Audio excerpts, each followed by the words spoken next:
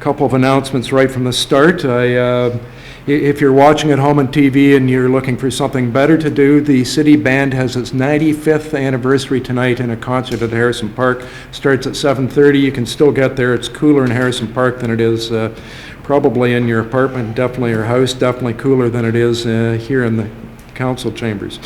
If you don't want to go to the concert and you want to follow along with the council agenda, go to owensound.ca.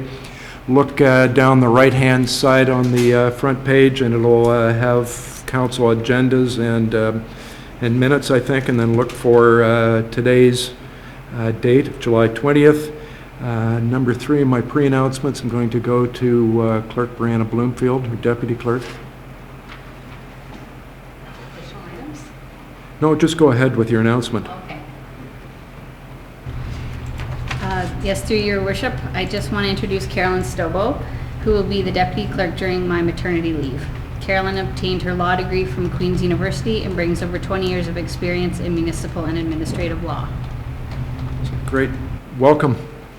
We'll try not to pick on you too much. That's good. Or no more than we pick on Brianna. How's that?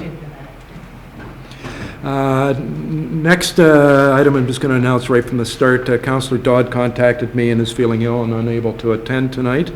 And the last thing is our attire at council, our attire, given that it's so hot in here, instead of wearing suits and ties, we thought we'd wear shirts that would make really bad ties instead.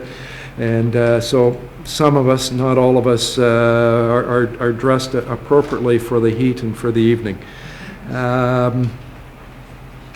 We'll move into the regular meeting now. Any additional items to be added? Councillor O'Leary? Thank you, Worship. I have an announcement tonight on a contest winner. Contest winner, okay, thank you. Others? I'm going to have Deputy Mayor Wright. Thank you. I'll just put an announcement about emancipation. Thank you. Councillor Thomas. Thank you, Your Worship. I'd like to briefly mention the CN dining car raffle again tonight, and I do have a question for the operations manager on the 3rd Avenue East Road reconstruction. And going in that direction, Councillor Lemon, you had your hand up. Yes, Your Worship, some information about descendants of Admiral Owen being in Owen Sound on Thursday and Friday. Cool. Going this way, Councillor Craig. Thank you, Mayor Boddy. I do have an additional item that I'd like to mention tonight regarding the municipal cycling infrastructure program. Sort of the fan, I didn't quite hear it. I'm trying to write it down. The municipal cycling infrastructure program. Thank you. Anyone else in that direction? No? Staff, anybody? Thank you. I'll have a couple of items. One, update council on our meeting with Minister of Municipal Affairs, Ted McMeekin, on Thursday, and otherwise give an update on some of the activities and things I've attended as mayor.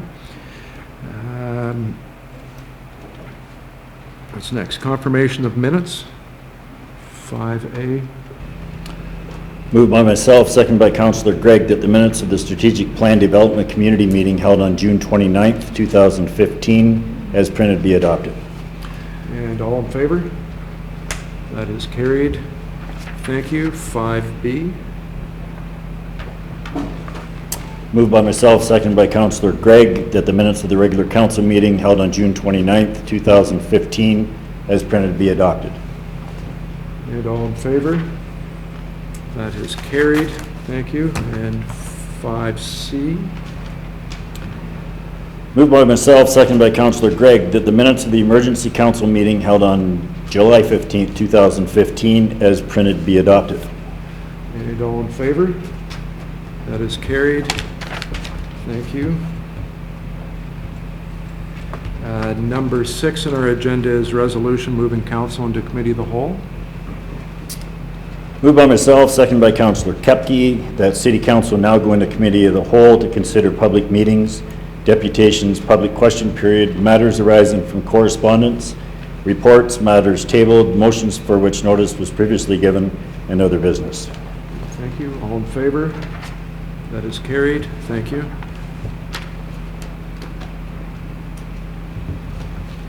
Number 7 is public meetings, and we have no public meetings scheduled. Number 8 is deputations, and we have no deputations scheduled. Number 9 is public question period, and I'm seeing no one that wishes to ask a public question. There's no, okay, there's none. Number 10 is correspondence received for which direction of council is required. 10A is a letter from Minister of Transportation with regard to Connecting Links program.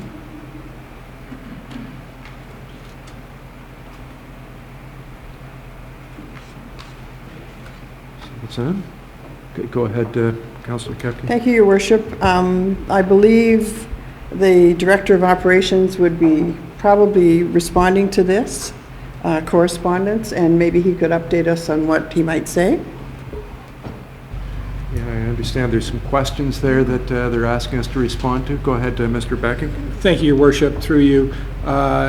Yes, we've received the correspondence. Essentially, what the province is doing is setting up or reintroducing a connecting link program. The city has, in fact, 3 connecting links: Highways 6, 26, and 10, and so we will benefit from this proposed program. They're asking those 77 odd municipalities who have defined connecting links in their jurisdictions on how best to set up the program, what issues are unique to your municipality and need to be taken into consideration. I'm not a stranger to Connecting Link programs. As a matter of fact, I was part of the municipal group that negotiated the last version of the Connecting Link program before it was canned by the Harris government. So I know the ins and outs of it quite well. I'm drafting a response based on what I know of the previous programs, with a focus on capital works. As most of council is aware, many of the roads are in need of rehabilitation. In addition to that, as I've informed council, the bridge over the Sydenham River is over 100 years old and is in need of replacement within the 5 to 7 year time horizon, and it will be an extremely expensive project. We're into the $10 million range. So obviously we would like to have the province as a partner in that particular initiative. So my draft response will be focusing on those 2 key issues. I'd be happy to circulate to council prior to submission if there are any comments and feedback. It is due on the 7th of August, which is the Friday before the next session of council. In a related program, the province has also made an announcement of funding for capital projects, and they're asking for input. There are information sessions scheduled throughout the province. I will be attending the one, I believe, on the 29th, which is in Barrie, simply because it's the closest geographically to the city, and I will glean whatever I can out of that and come back and report to council. So that meeting is the 29th of July? I believe so, yes. So that's before you have to put in your report? Yes. Okay. Questions? I think Councillor McManaman had his hand up first. Thank you, Your Worship. Mr. Becking, the issue of the retaining walls on 10th Street, both 10th Street West and 10th Street East, the concrete walls, that'd be another issue that might be looked at in this connecting link? Potentially, yes.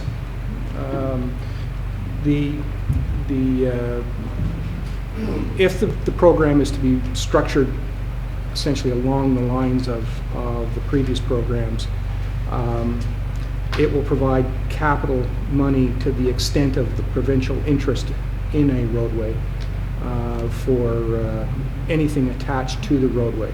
So, by way of example, bridges, the road surface, the curb and gutter and so forth, any other structures that may be necessary for the roadway would be covered. What wouldn't be covered, of course, would be the sewers and water mains underneath. So I'm approaching it from that perspective. You done? Oh, Mr. Ritchie? Thank you, Worship. I would only caution that it's $15 million per year, divided amongst roughly 77 municipalities, so it won't be a tremendous amount of money, even if it's split evenly, and we have found previously it isn't split evenly, but we will certainly be pursuing it. Good, thank you. Councillor Kepke? Thank you, Your Worship. I'd like to move a motion that we receive this correspondence and direct the Director of Operations to reply to the questions stated in the correspondence and provide council with the information that is sent to the Minister. Good, thank you. Some motions on the floor there, Peter, or sorry, Councillor Lemon? Yeah, one of the things, I was here when we used to get Connecting Link funding, and it also, the province also wants some control over the roadway, and I'm assuming you're expecting this once again. That hasn't been made clear, and I'm hoping to learn more from the information sessions. You are correct. In the former programs, the ministry did want control over certain things, like traffic control devices, as an example. But municipalities were free to deal with things like development controls, administrative processes, assessment of needs in terms of capital requirements and so forth. While the ministry controlled that to a certain degree, depending on which version of the program you were looking at, it still gave municipalities a fair degree of latitude. I think the program in itself was a fairly decent program. It wasn't without its warts, but it was a decent program. I just remember our engineers at the time complaining about some of the approvals process under it. Now, we wanted the money, so we went through it. I don't know a municipality yet who said no to money, but it sometimes took a little longer to get all the approvals in. And I remember that there was some work done on traffic synchronization on 10th Street. Sounds familiar, doesn't it? But when we let the contract for that, the ministry wanted some input of things that they wanted included. And I mean, if we can get them to pay for it, or a large part of it, even a small part, we'll take it. Well, as I said, the program was not without its warts, but it was better than the alternative. Thank you. Okay, any other comments, or we'll call the question? Councillor Kepke's motion, all in favor? That is carried. Good, thank you. 10B is correspondence from Shelley Reed, chairperson for the Tweed Disaster Relief Committee. Appears in the municipality of Tweed that they had serious floods around the lakes, and some of the lakeside homes had water damage, and they're looking to raise funds because the provincial government gave them disaster relief, and if they raise extra money, they'll be able to match it. They've got the province on their side. Councillor McManaman. Thank you, Worship. And anything I'm about to say here is certainly not to downplay what took place in Tweed. Sounds like they had a very serious situation, and I will be moving a motion that we won't be able to support them financially with their efforts. I noted they were declared a disaster, as you just said. They had thousands of dollars worth of damage to local homeowners and businesses. So just a question for Mr. Becking. The recent frozen pipes situation we went through, what was the total amount spent on replacing and fixing that non-disaster?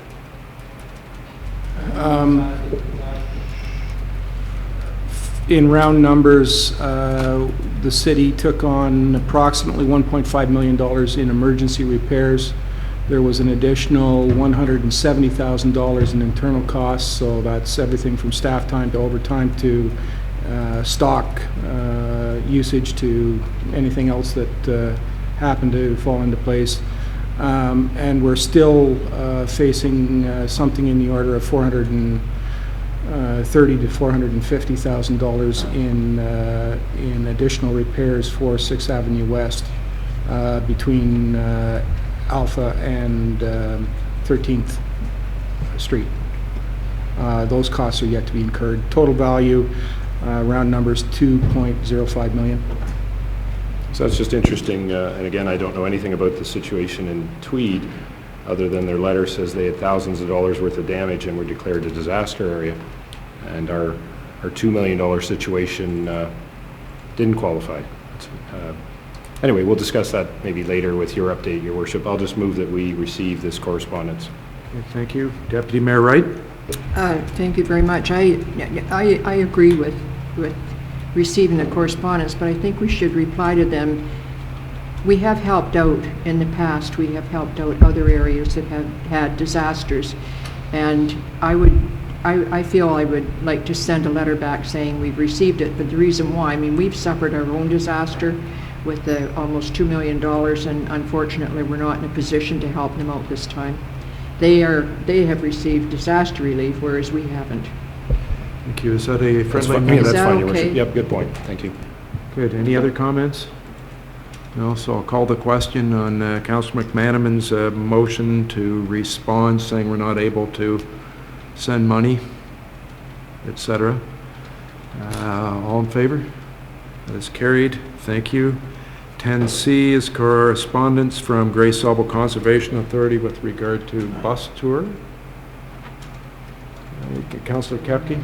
Thank you, Your Worship. I'd like to move receipt of this correspondence and encourage members of council to, and also members of staff to attend to find out just the workings of the Grey Sauble Conservation Authority, the lands they own, and a better understanding of their programs and how they manage their programs.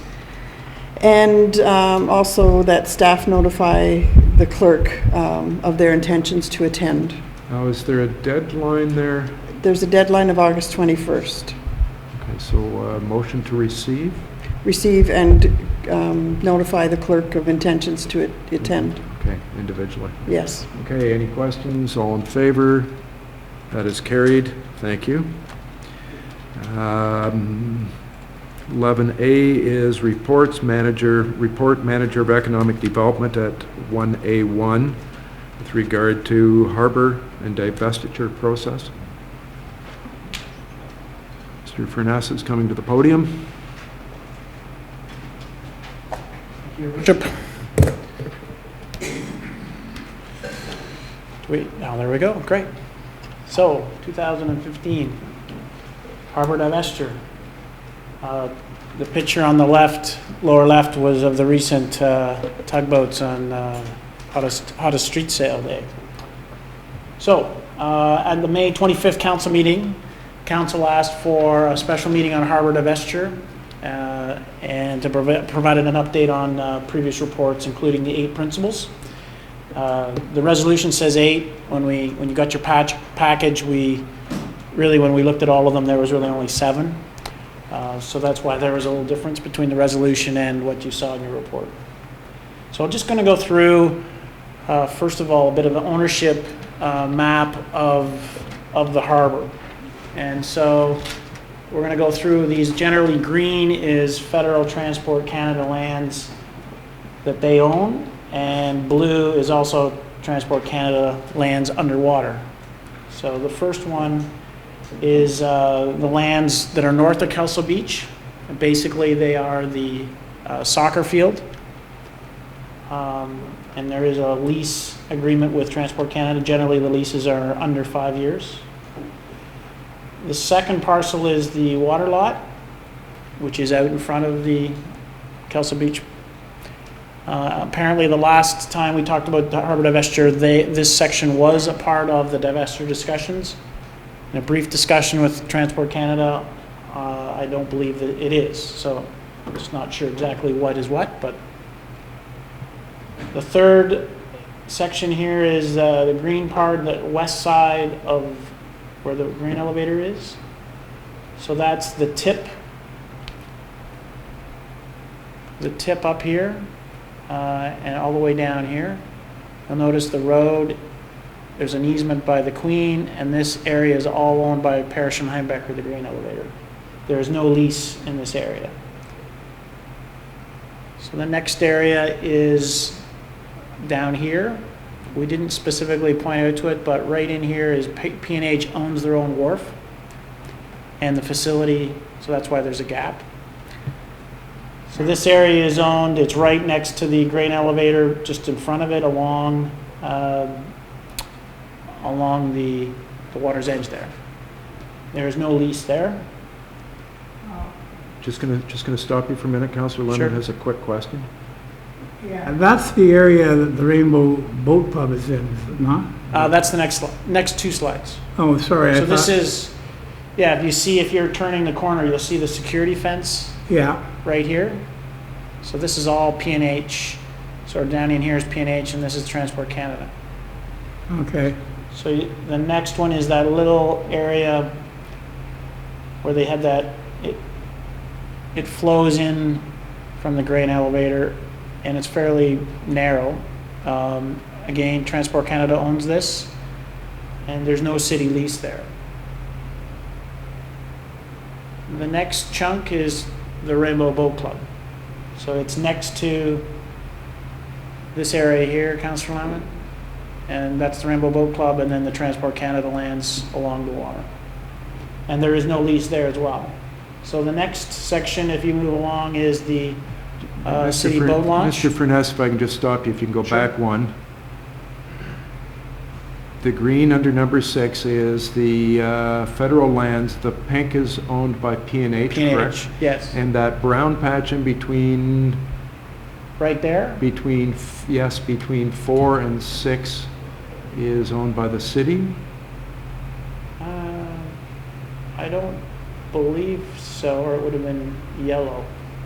Okay, we'll find out later, but keep going, sorry. No, that's fine. This area here is the boat launch. You can see the boat slips here and the building right about here. So it's generally this green area. I don't think it's an exact match, but this green area of the boat launch, and we do have a lease agreement there. If I get anything incorrect, Pam, with the leases, just let me know. This colder. The next section is down in front of the skateboard park and the family health team. So this walkway all along here is, again, Transport Canada, and we have leases along the walkway. The yellow is also what we own. So I believe those are old road allowances, and the purple is what we own in the water. So we actually own part of the water lot, and the blue all around it. How anyone ever came up with a map like that from ownership, we don't know. It's all based on an ownership map that was produced by Transport Canada. And we switch to the other side. So just before we do that, I'll just note that from here down, you'll notice it's all yellow along the walkway. Visitor center is right in here. We own that portion of the walkway. This portion, it's very hard to see, but there is green all the way along here. The yellow there is, I think, the roadway. So this is where Transport Canada owns, basically it's the width of the walkway, and there are leases, and there's leases for the east side docks that are there, as well as the walkway up to the footbridge on 10th. So one of the things to take note with this map is, unlike if you read other articles in other harbors, they talk about in some cases, there's very large sections of land. There isn't a lot of developable land per se when they talk about harbor divestiture and the assets. It's mostly the walkways, and obviously the largest single piece is Kelso Beach. So that's a pretty big difference. Now it rings the whole harbor more or less. So anyway, so moving on, to ensure the official plan to ensure the harbor can thrive as both a shipping, industrial, and recreational tourist area with mixed uses. That's something we've been very consistent with, and it doesn't take a lot to understand the inner harbor being more recreational and the outer harbor being more commercial, particularly with the larger ships, and to maintain the importance of the downtown and waterfront as a focus of growth and a key resource in the city. So we've talked about this before. You can close a plant, you can rip up the rail tracks, but you really can't relocate the harbor. The harbor's here in some shape or form. So the port divestiture program was established in 1996 to transfer regional and local port sites to other interests, and that was as part of that same program. That was also airports as well. They have, I believe, transferred over 800 ports. We had, from 2001 to 2006, requested dredging and further study. At that point, there was very little information known about the harbor. I mean, our first request was to actually talk about going to ocean-going depth at 27 feet. And through studies that Transport Canada did, we realized that that really wasn't possible. It is technically possible, but very expensive. The current walls don't go down 27 feet. So that period of time, there was a lot of further study. In 2007 and 2011, the city had formal divestiture discussions with Transport Canada. At this point, there were other studies done. We peer-reviewed an engineering report on the harbor walls, and we peer-reviewed one of the environmental studies at that time. In 2013, we chose not to submit a proposal in response to their request due to risk and liability. P&H did submit a proposal, but decided not to proceed. And now we have a new divestiture program or process. And when I say the word new, I'm not really sure how new that is. There's not a lot of information in the program. That looks like they have a sales portion to it. So the 7 principles that we have put together, and the principles sort of came through a number of reports that were developed in the context of the discussion at the time. But they generally center around these 7 principles. First, the First Nations and consultation are the responsibility of Transport Canada, and the city values a good relationships with our First Nations. The second principle is maintaining and enhancing waterfront access, including leases. Kelso Beach, we feel, should be transferred to city ownership or a long-term lease. The environmental aspects of the harbor, they should be managed to provincial standards and as a part of the source water protection. The port assets have to have a plan to maintain the harbor walls, a very asset-intensive facility. And we've always supported dredging for commercial and recreational users. And of course, part of our official plan was the mixed-use harbor and the vision to support a mixed-use harbor. So I only had one other slide in terms of the recommendation in the report. This doesn't cover everything in the report, but as a starting point. Your Worship. Okay, questions? Councillor Lemon. Well, I would move we accept this report. Dredging has been on the table since the 80s, and I believe that it's incumbent upon us to make sure in the upcoming election, which could be called any time with the dropping of the writs, to make sure that is an issue, that the federal government has not done their duty. In terms of the Great Lakes, harbor dredging has been clearly defined as a federal responsibility, and we have gotten nowhere. In the same way they have not looked after the exotic species coming into the Great Lakes. So I would move this recommendation. I think we should involve ourselves with the current Transport Canada port sale, but we should also be saying, continue to say, why have we not dredged this harbor and other harbors have been dredged? It's very much like the situation we were in earlier with the request for money because they had some flooding and our loss was as equal to theirs. Okay, so Councillor Lemon has moved the recommendation. Other comments? Councillor McManaman?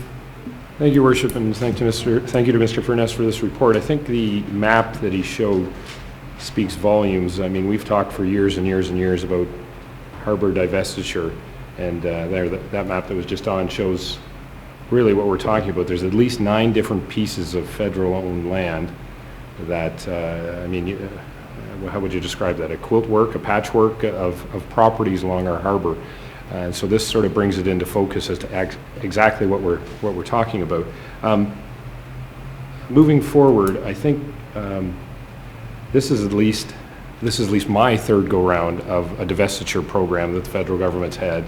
That, it's a hurry up. We want to get this harbor divested, and it's been since what, 2000? Was that 2001? There hasn't been a limited success, I guess would be a nice way of saying that. It's a moving target, is I guess what I'd say. That what exactly different government ministries think at any given time has been moving. So that's why I think if we go back, we could bring up those 7 principles, and I think those are key to any discussion. It doesn't matter if we own it, they own it, a private interest owns it, whoever owns it. These are principles that we, if we approve them tonight, that we deem are appropriate for no matter what happens moving forward, whether it's this year, 5 years from now, or never. Around public access, about consultation, about being environmentally responsible, supporting a mixed use. There was only one thing one small thing. Number 7, it says a mixed use, and Steve, in your slide, you had a slightly different definition from the official plan. It said shipping, recreational, and tourist uses. So I'm just wondering if we should add that word. It's just a minor. The one thing that's missing on here, and I noticed it today, was public communication. No matter what happens, this isn't owned actually it's owned by all of us. And by that I mean everybody in Canada. And I would hate to get to a situation where somewhere down the road it's being divested to some company, some entity, and it's a done deal and the public doesn't even know what is going on, what's happened. I mean, they've had a bit of a mix-up in South Bruce Peninsula, talking with some property up there that the government made a deal and hadn't really consulted with the residents. So I just think there needs to be something in here that during any divestiture program or discussions that there is a public communication strategy. I don't know if you call it public engagement. I'm not sure how you word it, but I just think somewhere in here the public needs to be made aware of what exactly is going on before it's a done deal. Right, you're talking about whether it's us or the Transport Canada. Right, Yeah. whoever it is. I mean, obviously we're involved and these are our principles. We would set that as one of our principles. We could add that. One of the challenges is that if we respond to this, one of the things that they will come back with is that asking us to sign a non-disclosure agreement and a letter of intent. And in the past, we've been bound, and I believe we probably still are bound by the confidentiality agreement. A lot of the environmental reports were confidential until they released them, and then they're not confidential anymore. But I don't have control over when they release them. So that is a challenge, and that has been a challenge in other port divestiture discussions. And I can appreciate that. During a negotiation, whoever it is, obviously there's sensitive information that has to be confidential. My point being that at some point there needs to be a communication with the public, and that needs to be addressed. However, it might, of course it can't be, there might be, at the beginning there's discussions that are private, but when are they becoming public? When is the public informed of what's happening here? And I think that's, at least for me, that's a principle I think we need to include in here. Some sort of public, I'll say communication strategy. So I'd ask the mover of the motion or the mayor if that's a friendly amendment. I consider that a very friendly amendment, and I agree with you 100%. I think the one thing we should do, that if they do that, confidentiality agreement, I think we should publicly say the federal government has required us to sign a confidentiality agreement. The fact that they've asked to do that, I think, can be public, and I think that puts more pressure on them, but I agree with the amendment, and I feel it should be in there. And the only other comment I would make, well, actually, okay, I'll leave it for now if that motion. It says we're going to participate in the program. I don't think we want to mislead, or certainly, I don't mean that to say that council here is moving that we're buying the harbor tomorrow. No, not at all. I That's think not it's, what and we're- that's why I don't want to misconstrue Right. that what we're saying is, as these discussions move forward, we need to keep our foot in the door, or whatever that saying is, to options open to make sure that we're part of these discussions moving forward. I think the best way to say this is that we're through, it's their process. It's not our process, it's their process. We're going to try and communicate our interests. And the first stage is, this is the stage that this is done. And there's no decisions on yet, that'll come later. But at this point, we'll also get more information. That's fine, thank you. Mr. Ritchie had his hand up. If I could, Your Worship, and I'm glad Councillor McMahon brought that up. Clearly, at this point, all we're asking council for, and I want the viewers at home to be aware of this, is we are sticking our hand up representing the City of Owen Sound, saying we do have an interest in this harbour moving ahead. We'd like to get more information. Without this, we won't get that. Where it leads, certainly this file in my time here has consumed a tremendous amount of staff and council time. We'd like, obviously, to invest a little bit more because it is such an important issue. And when we get that information, we will certainly be keeping council informed, but by no means does this necessarily mean that the Owen Sound will be seeing this through to fruition. We will be protecting those principles as much as we can, but should we not be one of the interested parties, the amount to which your staff can protect those interests may be limited, but we will do our best to make sure they're on the forefront. Councillor McManaman done for now. Councillor Wright, Deputy Mayor Wright. Thank you. If I could, Your Worship, I'd like to find out, Steve, have you done any searching to see, in the past, there have been some ports, small ports, mind you, that the government has not divested but has simply walked away from. Have you found out what happens to the land around there when that happens? No, I haven't, and I've asked that question, what is the option if there's no one to divest? And I don't really get a clear answer. It's, well, they might, they have other options, and I don't know what those are. I'm guessing that, they could potentially just say, we're not going to maintain it. I find that hard to believe, given the private sector investment, but what you hear on smaller harbors, small craft harbors are managed by fisheries and oceans, and you'll hear a lot of divestiture of smaller harbors. This is commercial, and we're under a different department, so it's Transport Canada. So Sarnia, the divestiture of Sarnia, Godrich, and Port Stanley are examples that were done with Transport Canada. So it is a very good question, and I've gotten not a great answer when I've asked that. Councillor Kepke. Thank you. Two questions. One, I wonder if it'd be possible to find out a little bit more about the mysterious purple portion that the city apparently owns, that they're saying we own, that's under the water, and how that came about. And the second one is, where is the water treatment plant in relation to this map? Further out yet? Yes. And is there any lands there that we own or the federal government owns, or? So this is that's the bay shore, right? Okay. Or the bay, in the bay, and the bay shore's here. So that, I guess it would be right here, right, Ken? Yeah, be further. There's a couple. Ms. Coulter? Through you, Your Worship, there is a lease that the city has with Transport where the water intake is.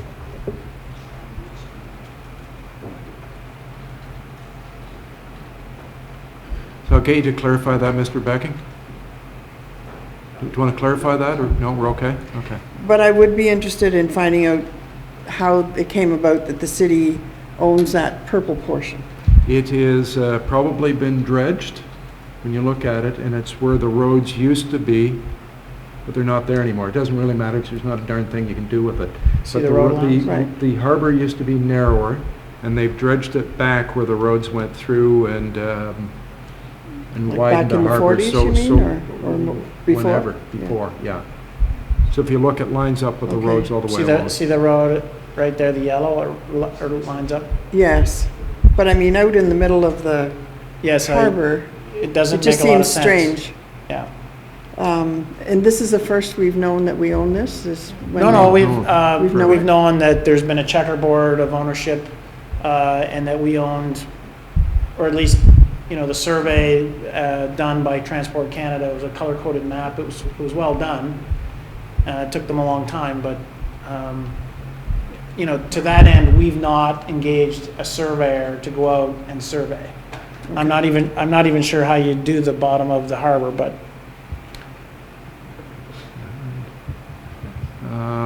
Before I come back to you, Councillor Lemon, I'm going to keep making sure everyone else gets covered, because this is a fairly important one. Last council looked at it, and we wanted to bring it back so new councillors would get a good discussion on it. So, Councillor Thomas. I don't really have a question, but more of a comment, certainly as someone who has followed this issue over many, many years and been one of the many Owen Sounders who recognizes the importance of the inner harbor. But this is reading a lot like the movie Groundhog Day to me. I mean, we're just doing the same thing over and over and over and over again, and no matter how hard you work, you cannot seem to satisfy whatever mythical criteria the federal government has for this divestiture to possibly happen. And so I'd just like to commend staff for their intestinal fortitude in continuing on with this process, as useless as it actually seems to be at this point, certainly from where I'm sitting. I think that, the citizens of Owen Sound should be aware that staff and the city have been doing everything they've been asked to do with regards to the divestiture process, and the holdup is at the federal level. And whatever interest they have in it, they should probably be forwarding their interests to our federal politicians to try and get this process going. I really question whether they actually want to divest the harbor at all. So, thank you for your continued efforts on behalf of Owen Sound. Well, I think they want to divest. They want to divest the liability with it, and that's where the issue comes in. Councillor Lemon, I'll get you to wrap it up. Yes, I will, and I thank Richard for his comments, which are entirely accurate. The one question I've got pertains to the outer harbor, where there were large piers that went out. There was at least half a dozen of them. Does this checkerboard of ownership extend out there? I understand there are actually water lots that are attached to properties on the east side of the harbor. The divestiture discussions we've had with Transport Canada, I know this terminology may sound confusing, but they deem, or in the past have deemed this to be, the whole thing to be the inner harbor. The channel, so this channel out here was also dredged by Transport Canada in 1986, and I believe again in 64. That was the last time the inner harbor was dredged. But the channel needs dredged as well. And the channel is basically, if you go out to the harbor, you see the red buoy and the green buoy, and you line up, and that's where the ships line up. So the silting is primarily coming in out of the Potawatomi and going around the tip. As your question, Councillor Lemon, there is other water lots, but I'm not necessarily that familiar with them. But they're not talking about that land at all. No, well, we're only talking about this. And then even at that, I'm not sure Kelso Beach is part of it this round. Thank you very much, and that's my closing remark. And it has been a long, long ride, and I agree, the general public should start talking to the candidates for federal office, because we need to break the impasse, and I agree with the analogy to Groundhog Day. I also think it's very much like a statue. It doesn't move, it's there, but nothing happens. And I ask the question to go ahead now. So Councillor Lemon moved the recommendation. Is everybody comfortable with the wording and understand what it's saying and what we're doing? And with Hold on. Just- included in that is the friendly amendment from the counselor on communications. Correct, adding that to Appendix D. Thank you. Yeah. Everyone else is comfortable with that? Seeing no movement, call the question. All in favor? Good, that is carried. Thank you. Thank you, Mr. Furness. Report number 2 is City Manager with regard to our strategic plan.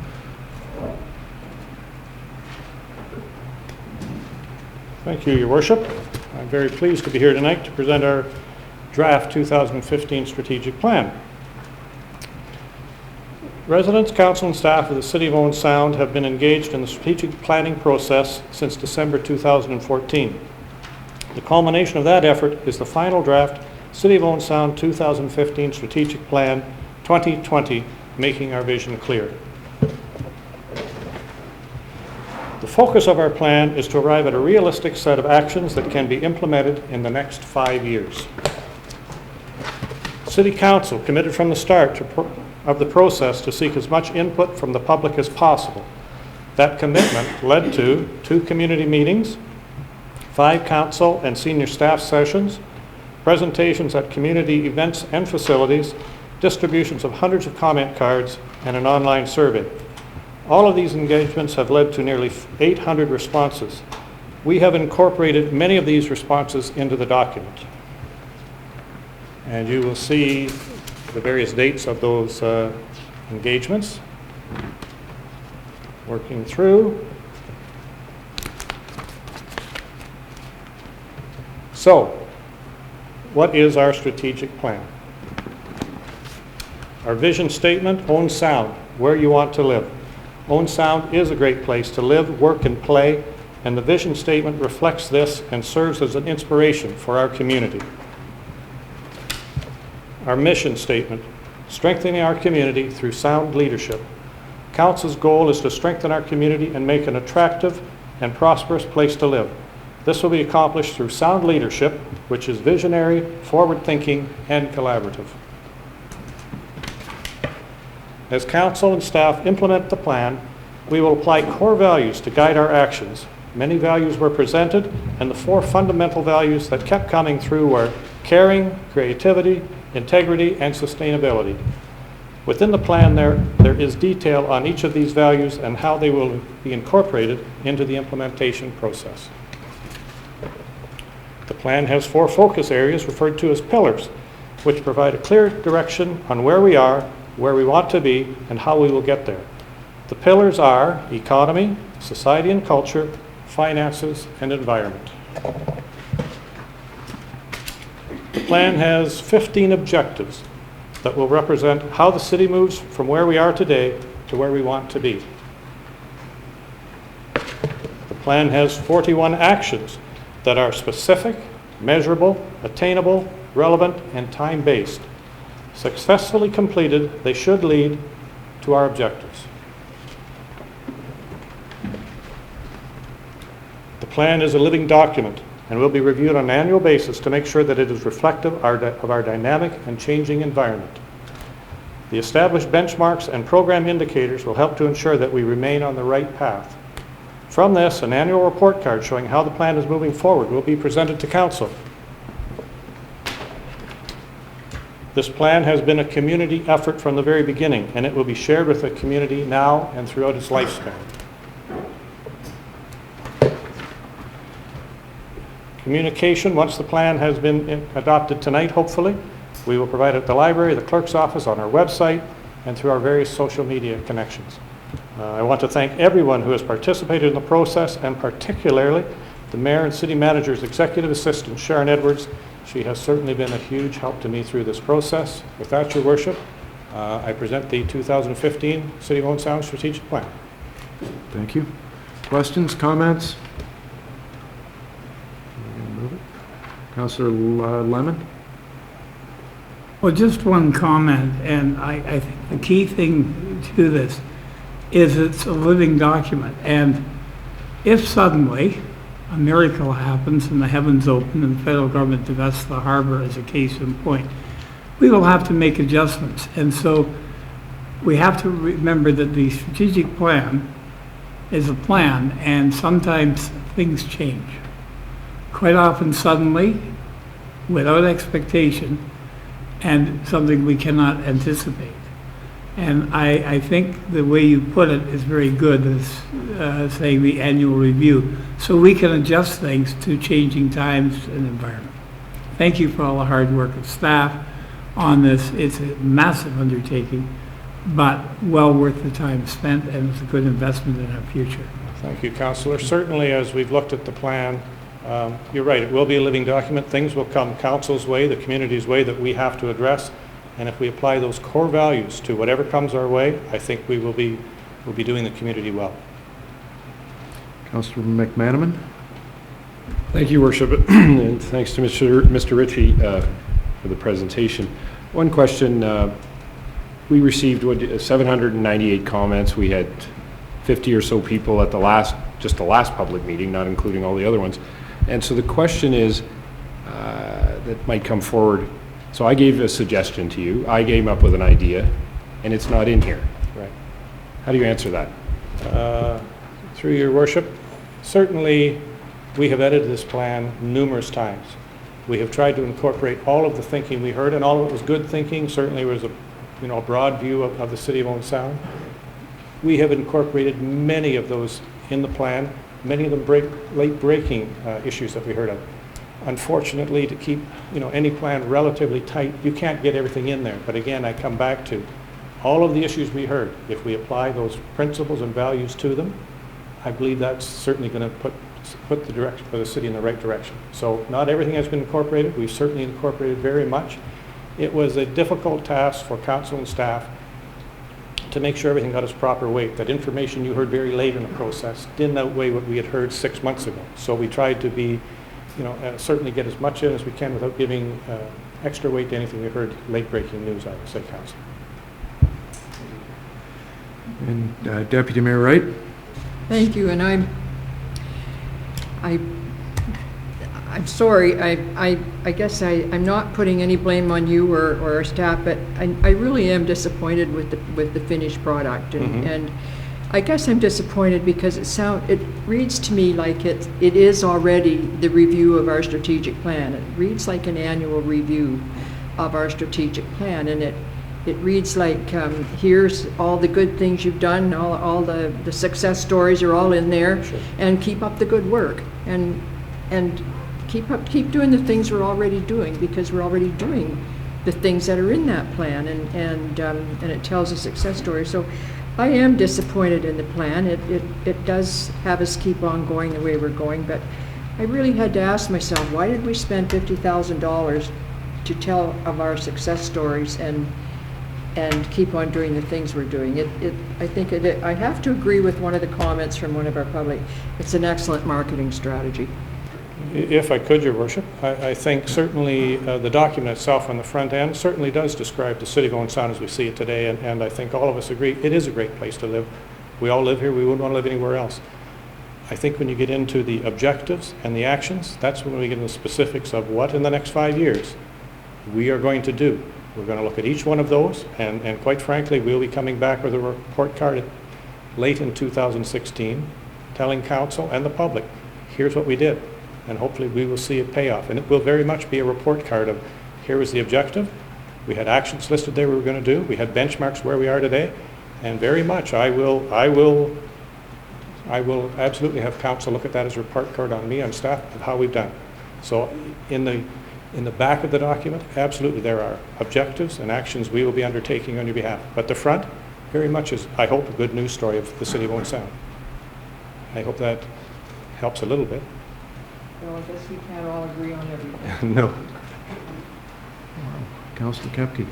Thank you. I want to thank so much for the staff and all the public that did provide comments to the plan, and those who worked through it. I know it was a lot of time spent on this, but there are two overarching themes that I would like to keep in mind when I'm working through this plan, and I hope other members of council will do so, and those are Owen Sound as a regional center, and financial implications. Thank you. Certainly, at least one of those is near and dear to my heart. Now, did anyone want to move accepting the report and approving of the plan? Councillor Lemon? So moved. Councillor Lemon, hello? Yes, I move. So Councillor Lemon has moved the recommendation, it appears. Any other questions or comments? Councillor Gregg? Thank you, Mayor Body, and thank you to staff for your hard work on the project as well, and this current plan. Moving beyond the current motion in front of us, I do have a follow-up motion that I'd like to make just before proceeding. I was going to wait till a future council meeting, but further to Deputy Mayor Wright speaking just now, perhaps this is the time that I'd like to make that motion as well, after the current. Okay, so we have the current motion, all in favor? That is carried, and from my point of view, thank you, Mr. Ritchie, and to all staff, to all the public. 800 points of entry is pretty amazing. You look at political polls right across the country, and it's really good if they can get 2,000 points of data as they're doing political polling to suggest how the whole country feels. To get 800 in our city is pretty good. Deputy Mayor Wright, I think that this city has had some successes in the past, and there's nothing wrong with celebrating those. We're building on those. The strategic plan doesn't start from nothing, in a sense that it's a continuation and going further from what you, as a councillor, have done for 12 years or 13, whatever it is now, et cetera, and that we are moving forward with it. So thanks to everybody involved. Councillor Gregg. Thank you, Mayor Body. I have the 2012 strategic plan for Owen Sound in front of me, and I've been doing considerable reading over it while we've been undertaking the new strategic plan. And what I don't just believe in is that it should just be a formality every 4 years and an in thing that governments wherever are undertaking this. I would like it to have a more insightful report done. I mean, I can formulate my own opinions on the 2012 strategic plan, what was accomplished, what was not accomplished, what from that plan should have or could be focused more so moving forward in the 2015 plan.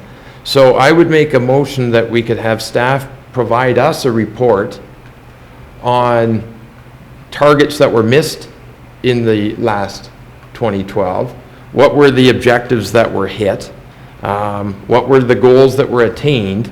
I just know from a strategic plan strikes me as a business document, and there has to be reasoning behind it and not just the formality of doing it.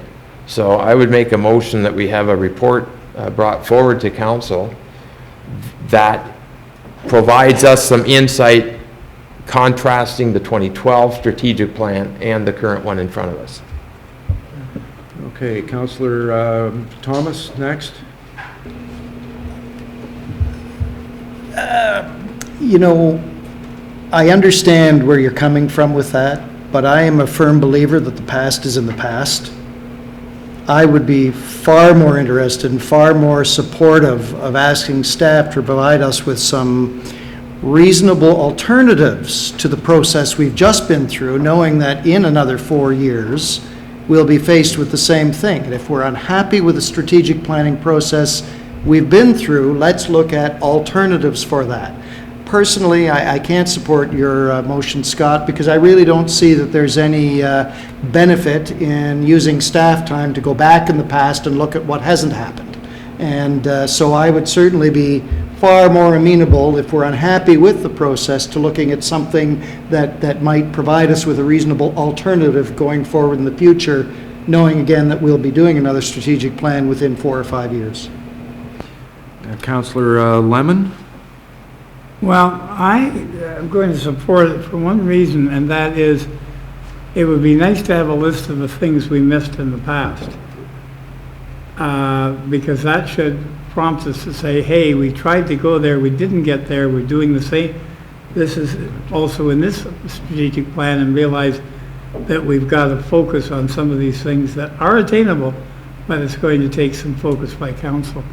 And for that reason, I think, I mean, it's not something that has to be done in the next 3 weeks or anything like that from the motion. That's something that can be done, given staff the time to do it. And in that case, it's going to tell us, and we're not looking backward, we're just seeing, it's like when you go and fire a rifle in the target range, you get the target back to see where your misses were, where you didn't hit the bullseye. And I think in this particular case, that's not a bad thing to know. We're not going to review all the aspects of the old strategic plan, just the hits and misses. And I think there's benefit to that. And actually, I'm not sure we shouldn't have done it before we did this strategic plan. Good point. Councillor O'Leary? Thank you, Your Worship. I will support the motion, but I just wanted, I wasn't here before, obviously, but I just wanted to make note of the fact that Mr. Ritchie has been quite clear that in the future, he's going to find ways to measure. And I think that sounds like a positive change to me, and we'll see how that goes. Thanks. Deputy Mayor Wright? Thank you. Thank you very much. I too understand where Scott's coming from, and maybe it's easier for us when we've been on council, but first of all, the successes of our last strategic plan are in the document that we're passing tonight, that we did pass tonight. Those are our successes, and maybe I need to say maybe that's a good thing after all. What I think we missed, and what I think that council did not do, was have a yearly review and take a look at where the check marks are. Now, Mr. Ritchie's telling us that we're going to do that this time. See, we really didn't say, and I'm just going to refer to one, continue to deliver select free city events to residents, and there's check marks, 1 to 2, 3 to 4, 5. We already know in our mind, and if you go back to your last strategic plan, 212, just think in your mind all of the 3 free things that this city is providing. Harbor nights, movies, there's all kinds of free things that we're providing, and that follows our strategic plan. If you can take a look at almost any one of these things that are in here, and if you look at what was in the strategic plan last year, you can follow along here, and you'll see where we'll get a report every year on what we're doing. I'm not sure that it's possible to go back and go through the strategic plan and see what we did, because everything we did in the last 4 years always had the blurb at the top. Our strategic plan says we do this, and that was what our report was about.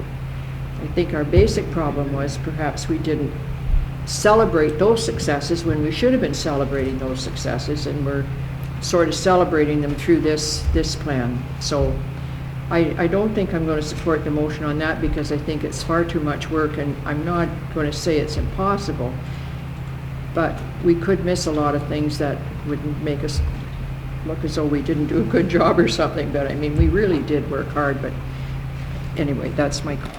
Thank you. Councillor McManaman? Thank you, Worship. I won't be supporting the motion, and my main reason is because I think we just did that.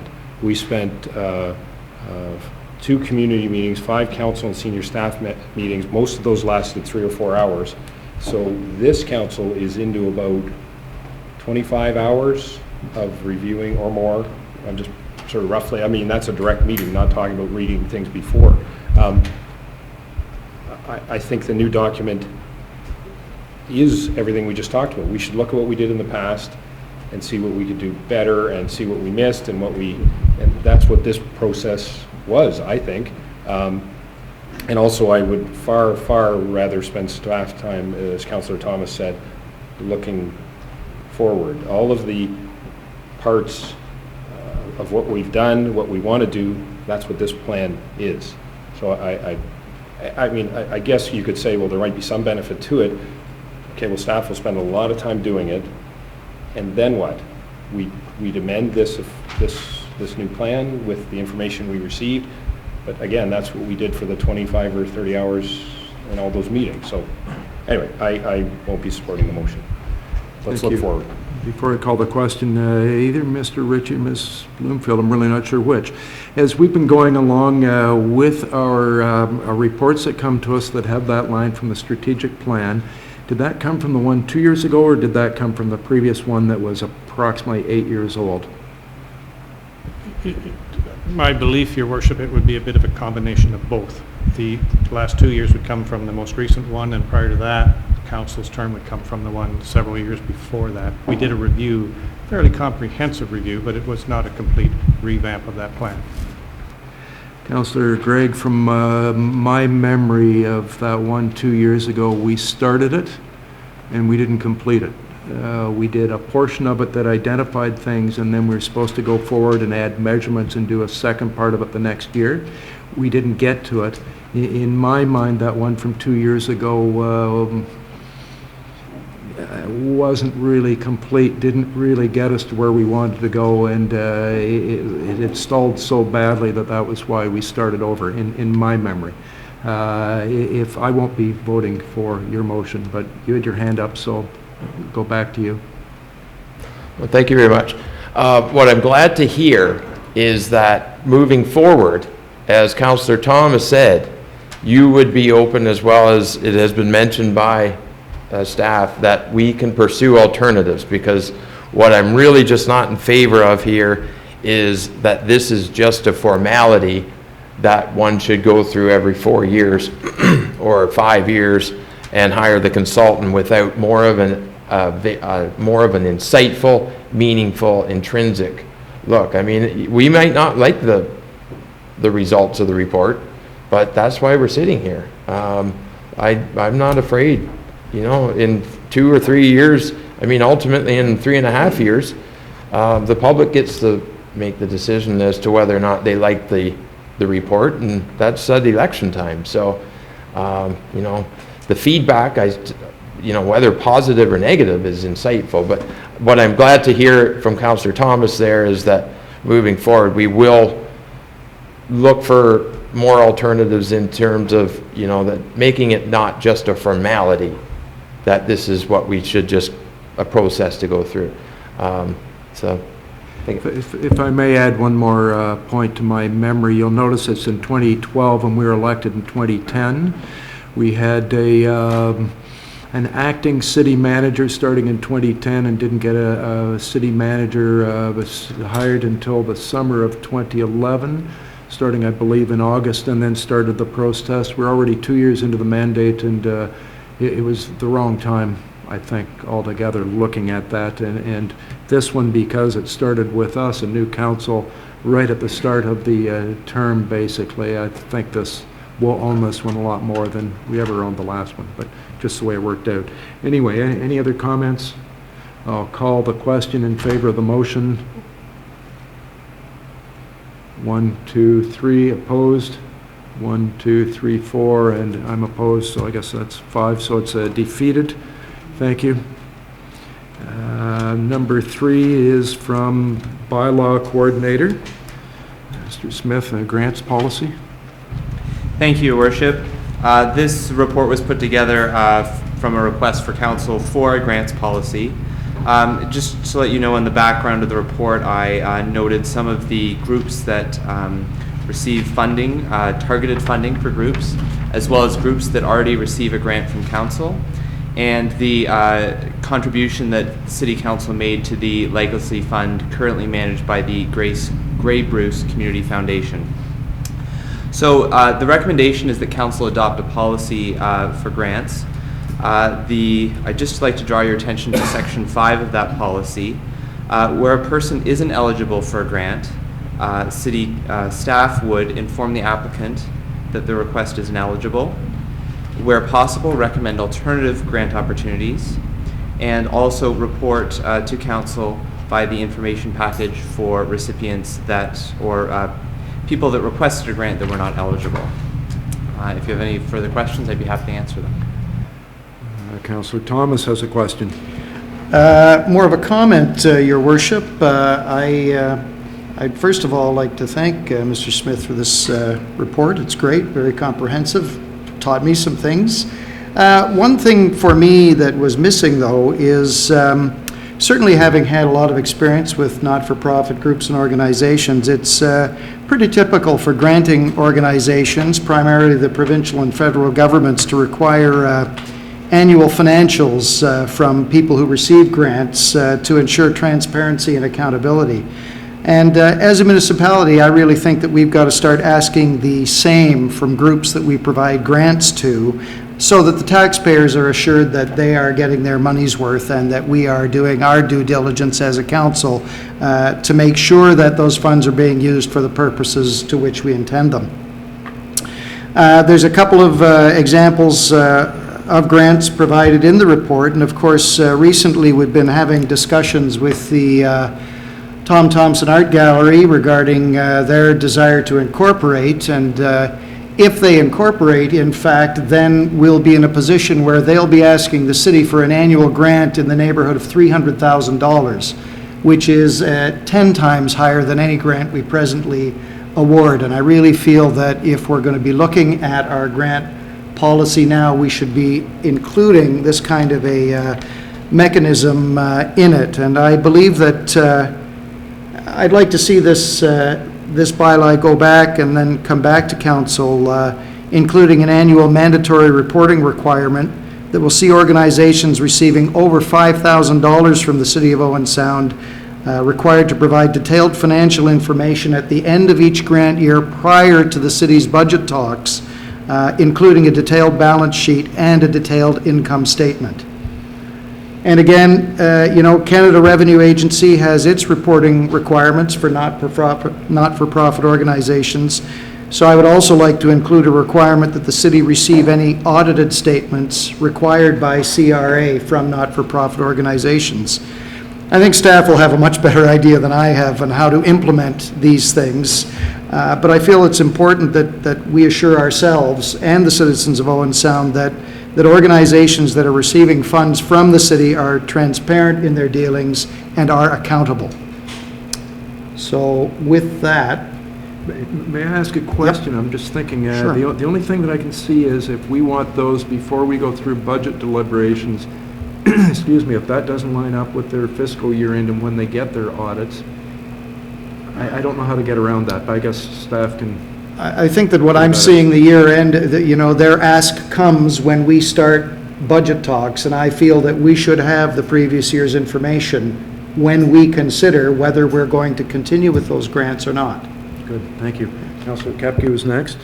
Thank you. Just a couple of comments. In here, it identifies the Legion receiving $12,000. I'm presuming that that's their taxes. Is that correct? Or do they get another 12? That's their taxes?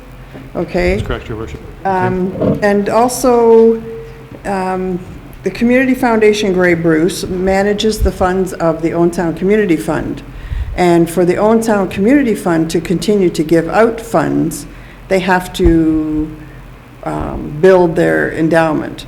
And I don't see any commitment from the city to building that endowment. So I just wonder how that can be accomplished. Mr. Ritchie? Thank you, Your Worship.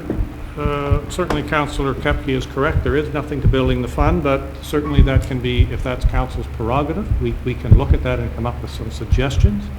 But I think, I believe that may be something to look at later as opposed to the granting policy, but it comes at the expense of other areas perhaps, but it's certainly something we could bring back to council to think about.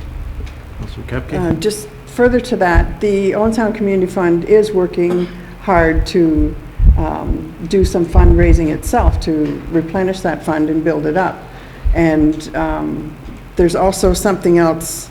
I know there's money that the physician recruitment receives grants for whatever they need, and I don't know how active that group is, or that money's just sitting there, what's happening there.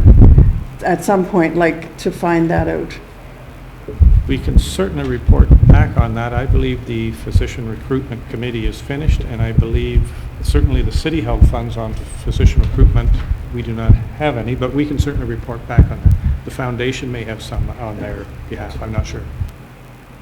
Okay, thank you. Councillor O'Leary? Just that I would support the motion. I like the accountability. Thank you. Councillor McManaman? Your Worship, just quick on the legacy fund, it was never the intention that the city would continue to build that fund. That was our seed money, if you will, left over from the homecoming of 2007. So, I mean, that's a matter of opinion, I suppose, moving forward, but I would suggest at budget time, if there was, that would be the time to raise it. And I don't think I'd support that, but that would be a decision of council at budget time. Just quickly, the only, and I do support Councillor Thomas's idea as well, just why not include everyone that's getting a grant? I'm just wondering why not, there's only one that would be left off the list, and why not just include them as well? The $5,000 number is what I was...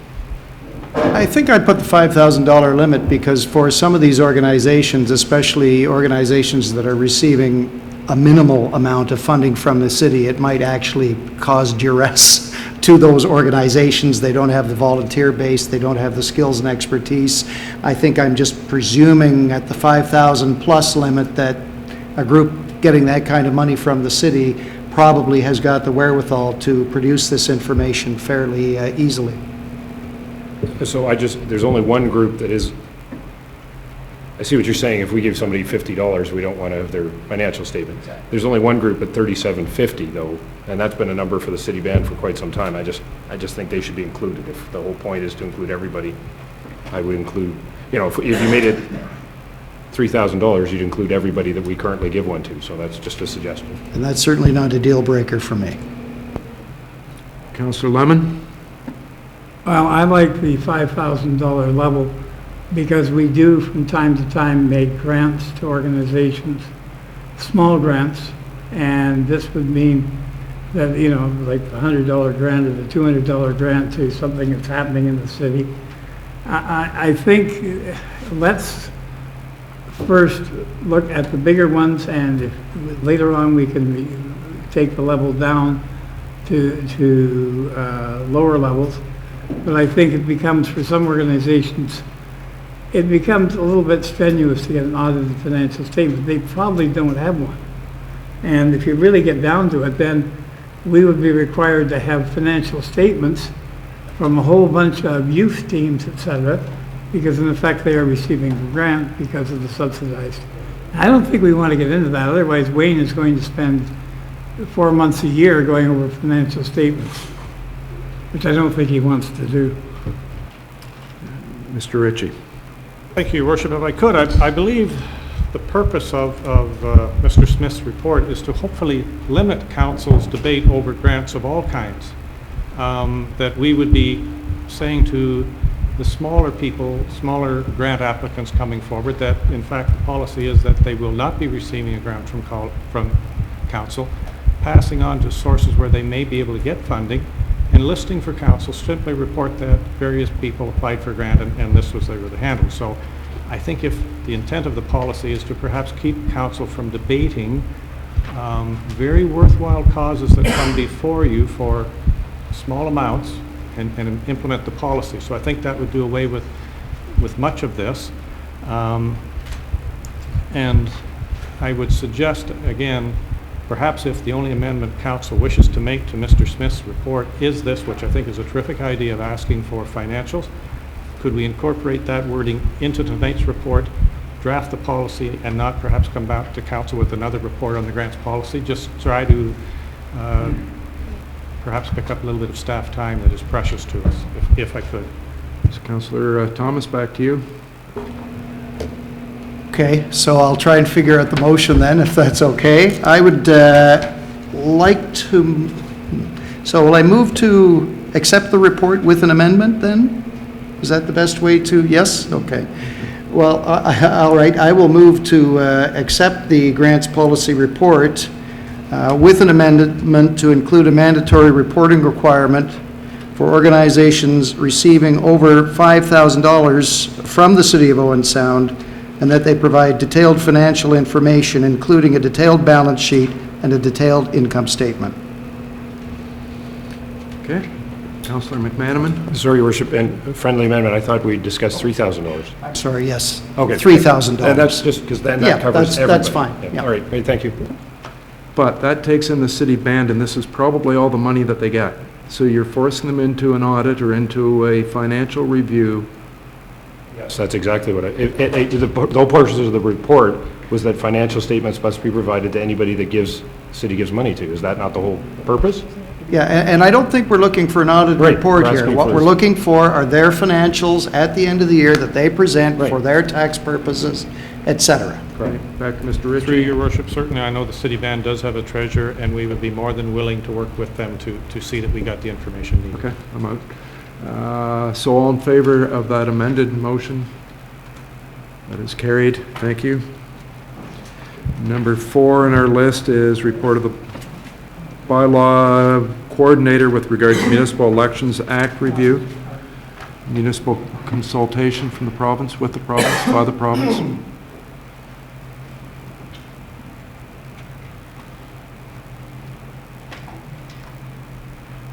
Go ahead. Oops.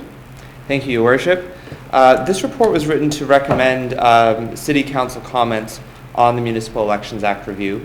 So it is just a starting point. These are your comments. If you have any questions or different suggestions, please feel free to bring them forward. Just to start out and provide a little background, the Municipal Election Act provides some mandatory elements of elections. For example, they're listed here in the slide, but for example, voter eligibility, which must be the same in every municipality. But the Act also provides for a certain amount of choice for municipalities. So there is a lot of choice that municipalities have when they run an election.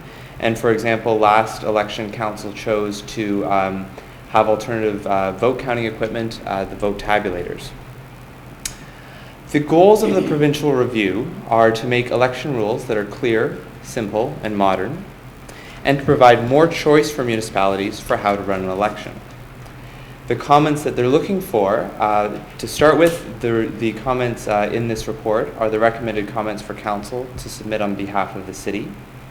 But the province has also encouraged individuals to submit comments, and those that wish to find more information on that can look at my report on the council agenda, or go to the Ministry of Municipal Affairs and Housing website and search for Municipal Elections Act Review. So to start with general comments, city staff are recommending the first comment council make is that municipal elections work well when they allow for the flexibility for municipalities to tailor a municipal election to our local needs and circumstances. So this is to ensure that a municipal election could be run one way in Owen Sound and a different way in a large city like Toronto. We're also recommending under our general comments that the beginning of the campaign period could be shortened from January 1st of the election year to June 1st of the election year for a campaign period of approximately 150 days. So this is half of the current campaign period, but it is in line with the candidates that had submitted their, or had registered last election. So we had 2 candidates last election register late June, but the vast majority of candidates registered in August and September. In terms of third-party advertising, staff recommend that the city supports rules for third-party advertising that are similar to the rules for campaigning for or against a question on the ballot.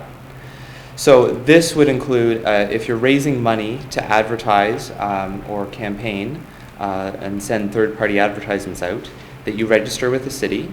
You would be subject to contribution rules for individual contributions. You'd be subject to spending rules, just like candidates or people campaigning for a question on the ballot. And you would have to have a financial statement at the end that would be publicized. Finally, the province is proposing to make ranked ballots an option for council to choose whether or not they wish to use it. So this would be, again, giving more choice to council. Just so council and anyone listening today understands, ranked ballots would allow a voter to rank candidates in their order of preference. So their first choice, their second choice, and their third choice, instead of just voting for one candidate. And it might also be clear if we just did a sample ranked ballot election. So if we ask council here tonight to vote for your favorite slogan, where you want to live, work, and play, or the scenic city, after council votes, staff would count the votes and report on the results. So in this case, we could say that 4 votes were for where you want to live, 2 for where you want to live, work, and play, and 3 for the scenic city. In a ranked ballot election, to win, one option must receive a majority of the votes. So for council, that's 5 votes. And in this case, in our sample here, no option has received majority support. So election staff would eliminate the lowest scoring option and redistribute the votes for the voter's second choice. So if one voter chose where you want to live and one voter chose the scenic city, those votes would be redistributed to the higher scoring options. And I just want to note here that ballots would remain anonymous, just like a regular election would. So election staff would never know who someone voted for. Now that we have 5 votes for where you want to live, that would be the option that's declared a majority, and that has a majority and is declared the winner. So that's just to help you understand what a ranked ballot is. Again, we're not suggesting whether we use it or not. This is just something that council could have the option of. So the comments that staff are recommending that the city could submit are that the city supports the option for council to choose whether or not to use ranked ballots. And then if using ranked ballots was an option, the city supports allowing council to choose which offices ranked ballots would be used for. So that could be the office of the mayor, the office of the deputy mayor, etc. The way the public would be consulted before council makes a decision about using ranked ballots, and the appropriate information about election results. So for example, the information about the results that's displayed after the election. So just in summary, the council or the staff recommendation here is if council supports the recommended comments, that you endorse the comments and direct staff to submit the comments to the ministry as part of the Municipal Elections Act review. And if you have any questions, I'd be happy to answer them. I'm going to go to Councillor Kepke first. Thank you, Your Worship. Excellent report, Jeff. You've certainly become well-versed on elections, and very good job. I notice in here that AMCTO has not provided their comments yet. I would move approval of the report with the recommendations that you've listed, and I would also ask that council be given AMCTO's comments when those do surface.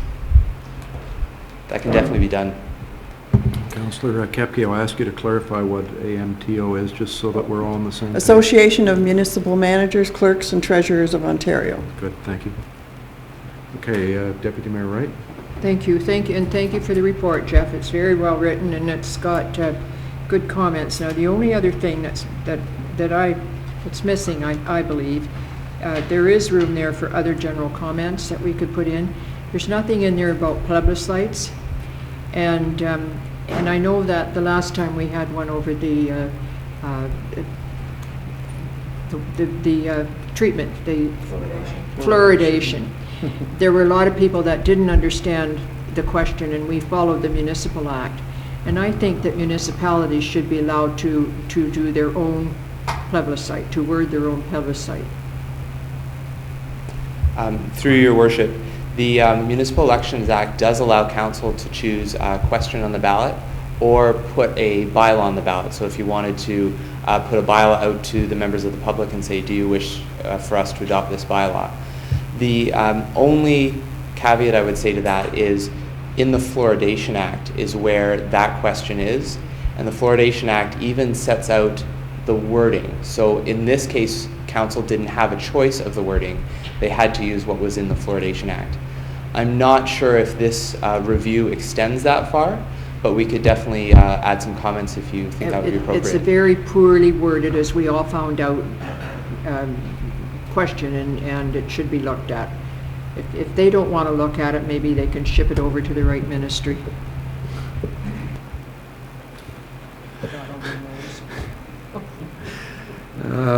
Councillor McManaman, I think, is next. Thank you, Worship, and I would echo an excellent report, both here and the written report to Mr. Smith.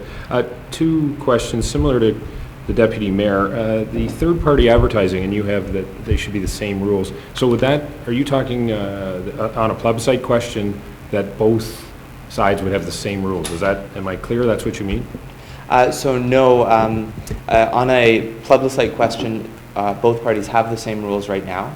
Whether you're campaigning for or against a question on the ballot, the rules are the same. A third-party advertising would be if someone wanted to advertise for a certain political outcome, to support certain candidates, or just to support something separate from a plebiscite, separate from a candidate themselves, but still raise money and advertise in the city for that political purpose. Right now, it's almost a bit of a gap in the act.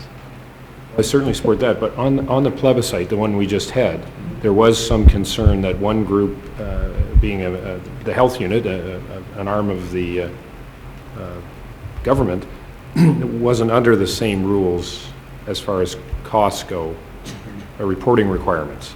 So, and I'm not saying one was right or wrong, my point being that it did appear that one side had a more rigorous reporting scheme than the other side did, and I don't know how we alter that, but it certainly didn't appear to be a fair playing field. Through your worship, the only response I could give to that is that the clerk, during the election, got a request from the health unit to be a registrant for that question on the ballot, and denied their registration on the basis that they were a government agency. So it just seems to me that somehow that should be, if one group is forced to these reporting requirements, the other group isn't, because they're a government agency. I don't know, I'll throw that out to council. That just doesn't seem very fair to me, and not picking sides in the argument, it just doesn't seem quite right. But. And through your worship, that can be added to our comments that council submits tonight, if that's your wish. I would suggest we should. I thought it was very unfair. One side had to follow a whole regime and the other one didn't. So, the other question I have for Mr. Smith is, on the ranked ballot, I just think there should be something mentioned in there about an education program, similar to what you just did on our sample you used, but I think that's an important component, and no matter what happens, there'll be a robust, if that's the right word, education program that goes along with it. Through your worship, yes. One of the comments I made here, if I can just go back a bit, I'm suggesting that one of the comments that we submit to the ministry is that if ranked ballots was an option, so if the province allowed that to be an option, before council chose to use that option or not, the way that the public would be consulted is a decision that's up to you. Rather than the province saying, this is how you have to consult with your citizens, you can say, we know how best to consult with our citizens. And whatever it is, a public education campaign, any kind of public outreach, engagement activities, public meetings, those are things that you could decide if you even wanted to pursue that option. Okay, so Councillor Kepke, it sounds like you're going to have to amend your motion, but just I'm going to ask Mr. Smith if he can maybe tell us what those amendments are so that we understand them when we're voting. Sure. So through your worship, I believe Councillor Kepke's motion was to endorse the comments set out in the report as amended to include that municipalities choose the fluoridation question, that government agencies have the same registration requirements, and when AMCTO comments are available, that they be sent to council. Yes, that's fine. They can be friendly amendments in that motion. Good, thank you. All in favor? That is carried. Great, thank you very much. Well done. Number 5, Ms. Coulter, with regard to the Community Improvement Plan extension. Thank you, Your Worship. The Community Improvement Plan is a municipal planning tool that provides for a comprehensive strategy for community improvement on things such as brownfield remediation and heritage preservation. So the city's a community improvement plan is provided for in the provincial legislation, and we have the necessary policy in our official plan to allow the city to have a plan. We've had a plan since 2005, and in 2010 we undertook an update to that plan, and that included public consultation.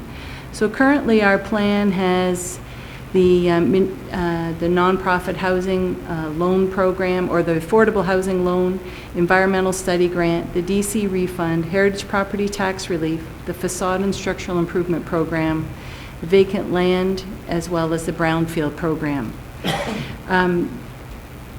Where there's the CIP provides that where if you're expanding the boundary of the CIP or adding or deleting a program, that constitutes an amendment. Our community improvement plan does say that council may elect to extend the program for an additional 5-year term. So it was originally planned that the CIP would end August 1, 2015, but the plan provides that council can extend it for an additional term where council deems it appropriate or necessary to do so. The community improvement plan is a tool, and we've provided a summary of the history of use of the facade program, the brownfields, vacant land, and heritage property tax programs that the city funds, that I think all staff find the program as one of the incentives that the city can legally offer that really encourages investment and growth and redevelopment in our community. So staff are recommending the council use the provision in 3.4 and simply extend the program for an additional 5-year term. It wouldn't prohibit you from undertaking a review if you wish sometime during that 5 years, but we're not recommending that at this time. Councillor McManaman. Thank you, Your Worship, and I would move the motion that we, for the recommendation that we extend this program for a further 5 years. I think it's working very well. I don't think there's any need to engage a consultant, you know, at excuse me, at high cost for something that we know is working well and our staff says is working well. Just to, and for people at home, quite often we get or people say to us, why don't you just, you know, entice this company or get this company and just give them a tax break?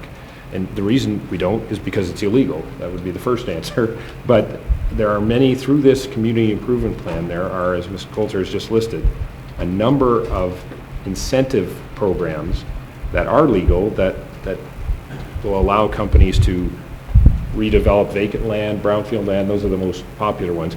And just so we could work through it, and maybe, I don't know who would want to tackle this, but say there's a property that's contaminated, a brownfield, and it's $500,000 to clean it up. The reason nobody ever builds on it is because it's $500,000 to clean it up. If a company were to move in, clean up that property, get a working business there, how would this program answer that $500,000 cost? Through you, Your Worship. What happens under the program is we take what are the eligible costs, and that's everything from the actual hauling away and the digging up of brownfields material to the lab tests and engineering. We take those costs. So in this example, $500,000. We look at the taxes on the property before you remediate it and the taxes on the property after it's remediated and redeveloped. And you look at the difference between that. So let's say the taxes were $10,000 before and $100,000 with a big new development on it. We take the difference in those amounts, and over a 5 to 10 year period, we grant back. So in the first year, you may get a 90% back on your municipal taxes. The second year, 20%, and finance works it out in terms of how that will be given back. So we do enter into an agreement to provide for that rebate back. Thank you for that. Mr. Ritchie. If I could, very quickly, Your Worship, it is, again, currently the city's portion of the taxes as well as the education portion. If the developer lets us know early enough that they're in the program, we can inform the Ministry of Education or Ministry of Finance that we'd like to apply for their share too. So the Ontario government can help us in this rebate as well. Usually what seems to happen is the developer is in such a hurry that we end up having to foot the whole bill because they got to go like this. But the county currently does not join us in this program, and certainly we'd encourage that, but so far that hasn't worked out. Okay. Any other questions, comments? Councillor Lemon. One of the things that I think has been simply outstandingly successful has been the facade improvement program. When it originally started, there was a bit of a slowness in uptake on it. and now there's always people lining up for it. I think that was one of the wisest decisions that we've ever taken. And a number of years ago, I went to the DIA conference, and it was rather interesting because this chap from the city of Toronto said, we've just installed this facade improvement program for all of Toronto, and we put $40,000 on the table.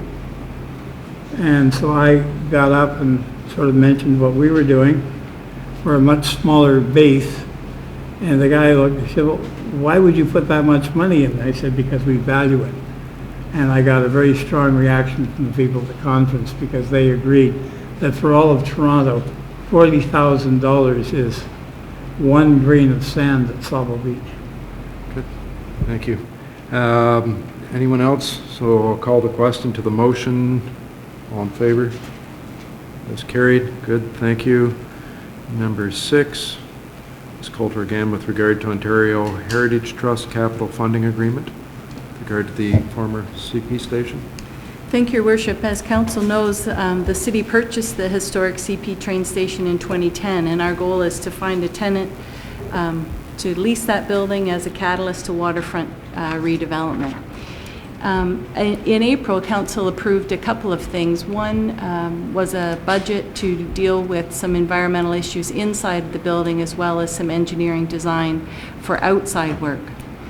In April, we had noted for Council that the Ontario Heritage Trust had indicated verbally that they were okay with us using some of the leftover grant money to fund the inside environmental work. So we have had 2 funding agreements with Ontario Heritage Trust, one in 2011 for $50,000 and an amending one in 2012 for an additional $50,000.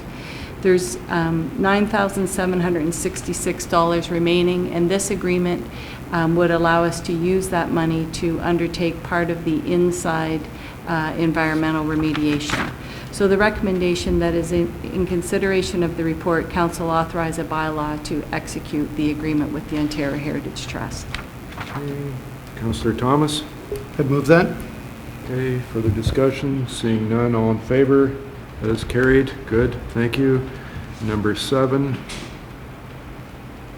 Are you presenting that too, Pam? Yes. Go ahead. Thank you, Worship.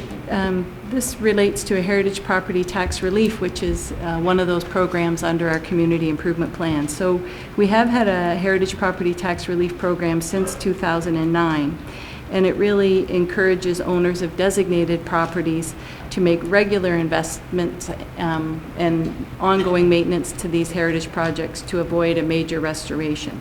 So the program provides a 20% refund of the municipal and education portion of the tax in Owen Sound to a maximum of $20,000.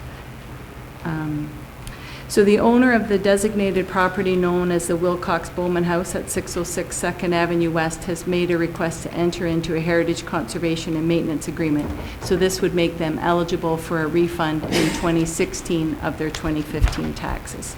So Council is asked to authorize the Mayor and Clerk to execute a heritage conservation and maintenance agreement with John Bowman and Laura Ann Wood respecting the property at 606 2nd Avenue West. Councillor Lemon?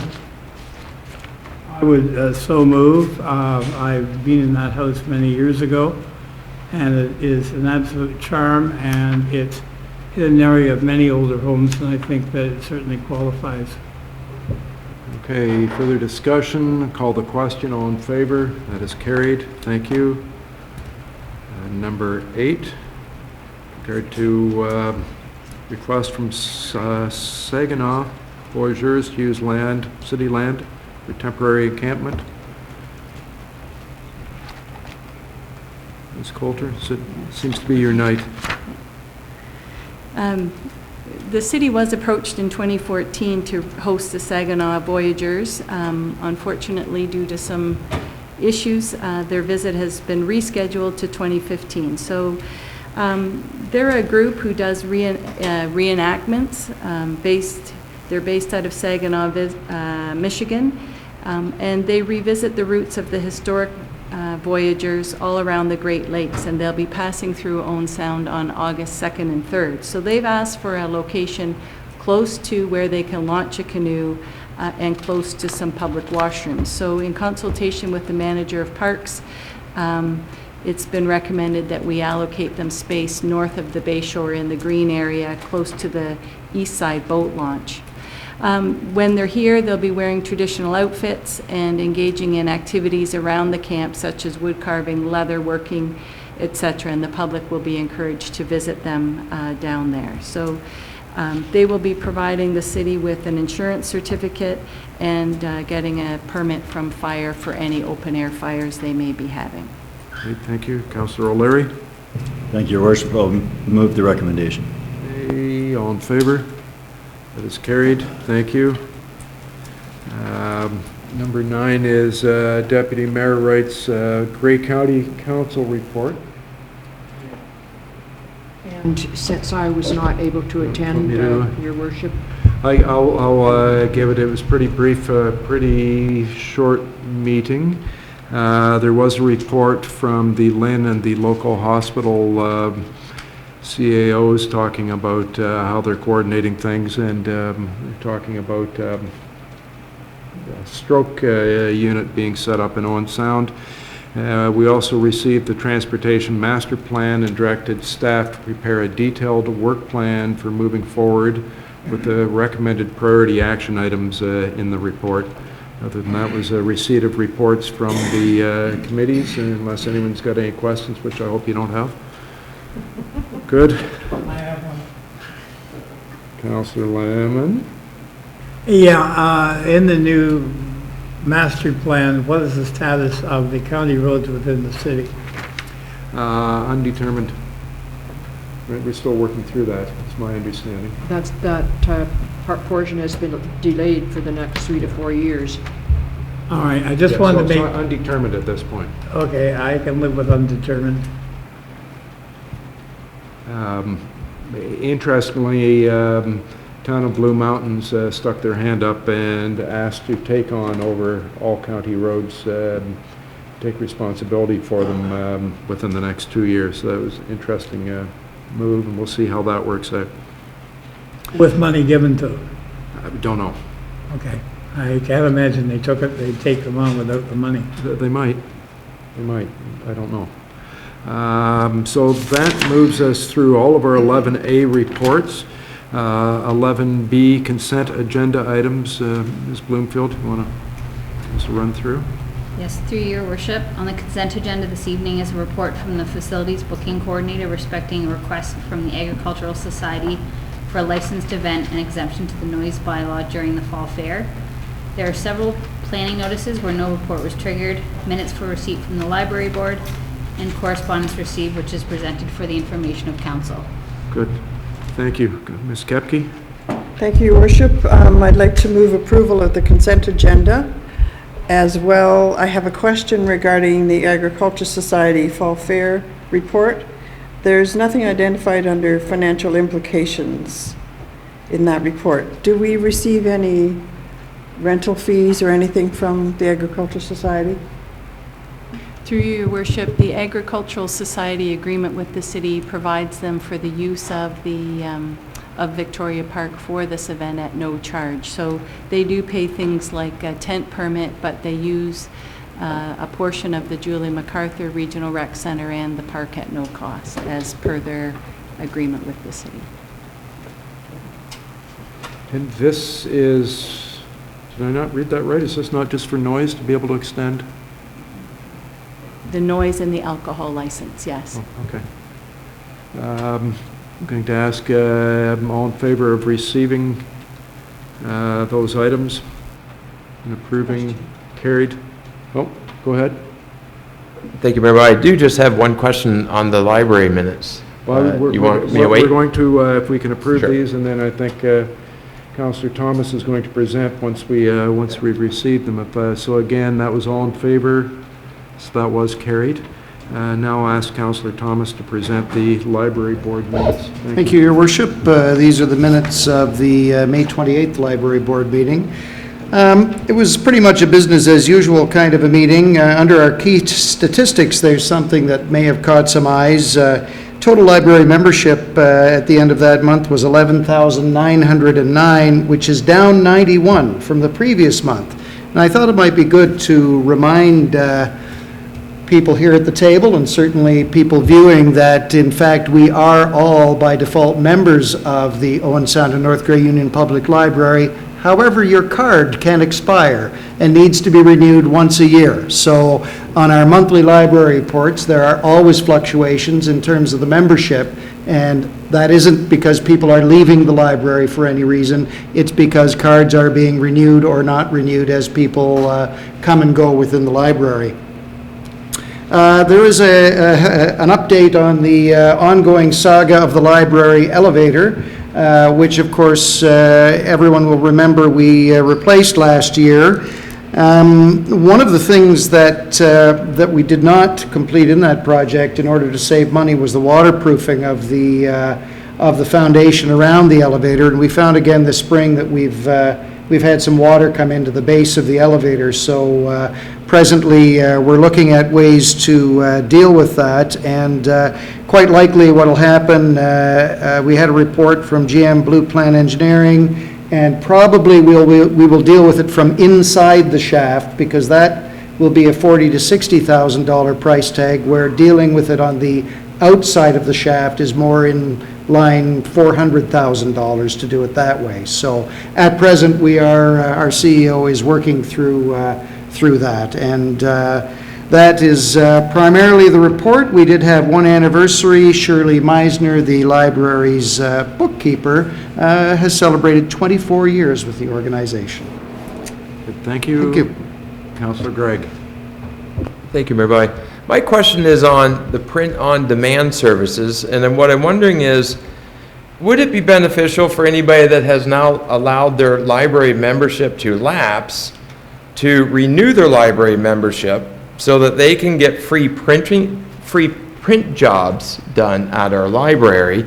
Because it kind of reads as if we are providing a service at the library now to individuals to be getting free printing done, when that's in complete contradiction with, we have businesses in our downtown core and businesses in our city that provide that service. So it kind of reads to me that the taxpayer is subsidizing people's free printing. So I just wondering if I could get some clarification on that. There may be a charge involved, it just doesn't say that. Sure, yeah, the charge for printing through the print on demand is the same as if you were in the library doing a print, and I believe it's 25 cents a copy, but don't quote me because that price does change. Print on demand just means that we're trying to make it easier for people to print their things, so you can now email from your home computer the document you want printed. It'll wait in a queue at the library. When you show up at the library, you print it, but you still do pay the same fee as if you had used the photocopier or the printers or whatever at the library. So print on demand is just a convenience thing. The costs are still covered. Thank you very much. I was just wondering if that's the information I was looking for. Deputy Mayor Wright, you had a question. No, actually, it's more of a comment, and if anybody hasn't been over to the library recently, I just commend the board and the library people for the work they're doing over there. It's quite a transition, and it's wonderful, Richard, what they're doing over there, and I found it very enjoyable and pleasant, and it's just a really nice place to go to now. Well, it always has been, but it's quite changed if you haven't been there. And I guess if I could follow up, that is the transition towards the integrated customer service model that we're making at the library. And the short version is that great big Berlin Wall of a desk that used to be in the center of the area that you enter the library is now in the process of being dismantled and removed. And we've gone back to the interestingly enough, the 1970s model of the smaller desk with circulation and information services together, and we've cleared up a huge pile of space in the center of the public area of the library to make room for our self-checkouts, which will be coming before too long. And it really is quite a transition that's going on there. And the idea is to make it more convenient, easier for the public, and also we're freeing up a lot more space for people to come and enjoy the library, seating areas, sofas, coffee tables. It's really turning into a much more accessible public space. Good. Okay, thank you. I'm going to move to 11C, which is minutes of boards and committees for approval. So minutes of the City Hall Accommodation Ad Hoc Committee. Councillor O'Leary, I think you're chairing that. Thank you, Worship. We're just at the preliminary stages at this point, although the plan is to keep moving as quickly as possible. We discussed at length the two building condition assessments that were done in 2012 and 2014. Obviously, we're not in a position financially to do a full-blown renovation, but we have an obligation to our employees to make sure they have a safe workplace. The committee decided the best place to start is by creating a list of principles and a plan that will include health and safety of staff and public accessibility, timelines, priorities, and how it will be paid for. Staff will bring back a report to our meeting that is slated for tomorrow morning. Good, thank you. So you're going to move? I will move that we approve those minutes. Questions? All in favor? Carried. Thank you. Number 2, minutes of fire services. I believe that's you as well. Thank you, Worship. Acting Fire Chief Potter presented 3 reports that included the annual fire report, home inspection program, and a vehicle replacement report. The annual fire report shows a total of 886 calls. Of note, 20 of those were for structure fires, 171 false fire calls, and 410 calls for medical response. There's a full list of the calls available in the minutes for your viewing. The home inspection program had some rather positive results. Of all the homes visited, they only installed 1 set of batteries and 9 smoke alarms. It appears that residents are becoming more and more responsible. And the vehicle replacement,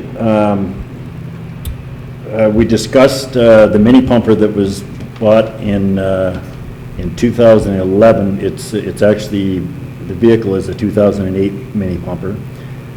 It's a 2-person vehicle, and because of weight restrictions, and is only being used now to tow the Zodiac rescue boat and the hazmat trailer. The recommendation is to sell the mini pumper and buy a new 3/4 ton crew cab pickup. The new pickup could be used to respond to medical calls and able to transport more than 2 people as well as any necessary equipment. It could also be used to transport contaminated equipment from a fire scene rather than the passenger seat of a pumper truck. The mini pumper could be sold for between $70,000 and $80,000, and there's actually a municipality interested at this time. And the cost of a new pickup is in the range of $50,000 to $55,000. The committee decided to have the chief speak with the municipality and to also look into the pricing of a used pickup as well before bringing anything concrete to council. Councillor Lemon. Question, you said because of weight restrictions, you can't use the mini pumper? Yeah, like there is, actually, to be quite honest, that mini pumper has been a complete disaster. Like, they even had to change, because of regulations, they had to change the size of the holding tank, the water holding tank, because of weight restrictions. Whose weight restrictions are those? I'm not sure. I mean, we have no weight restrictions on any of our roads in the city. Is it? Where? So it's the size of the vehicle. I'm going to go to Mr. Becking. Can answer that. Your worship, I'm not aware of the specifics, but it typically has to do with the load carrying capacity of the vehicle itself, not the load that the vehicle itself imposes on the roadway. That makes sense, thank you.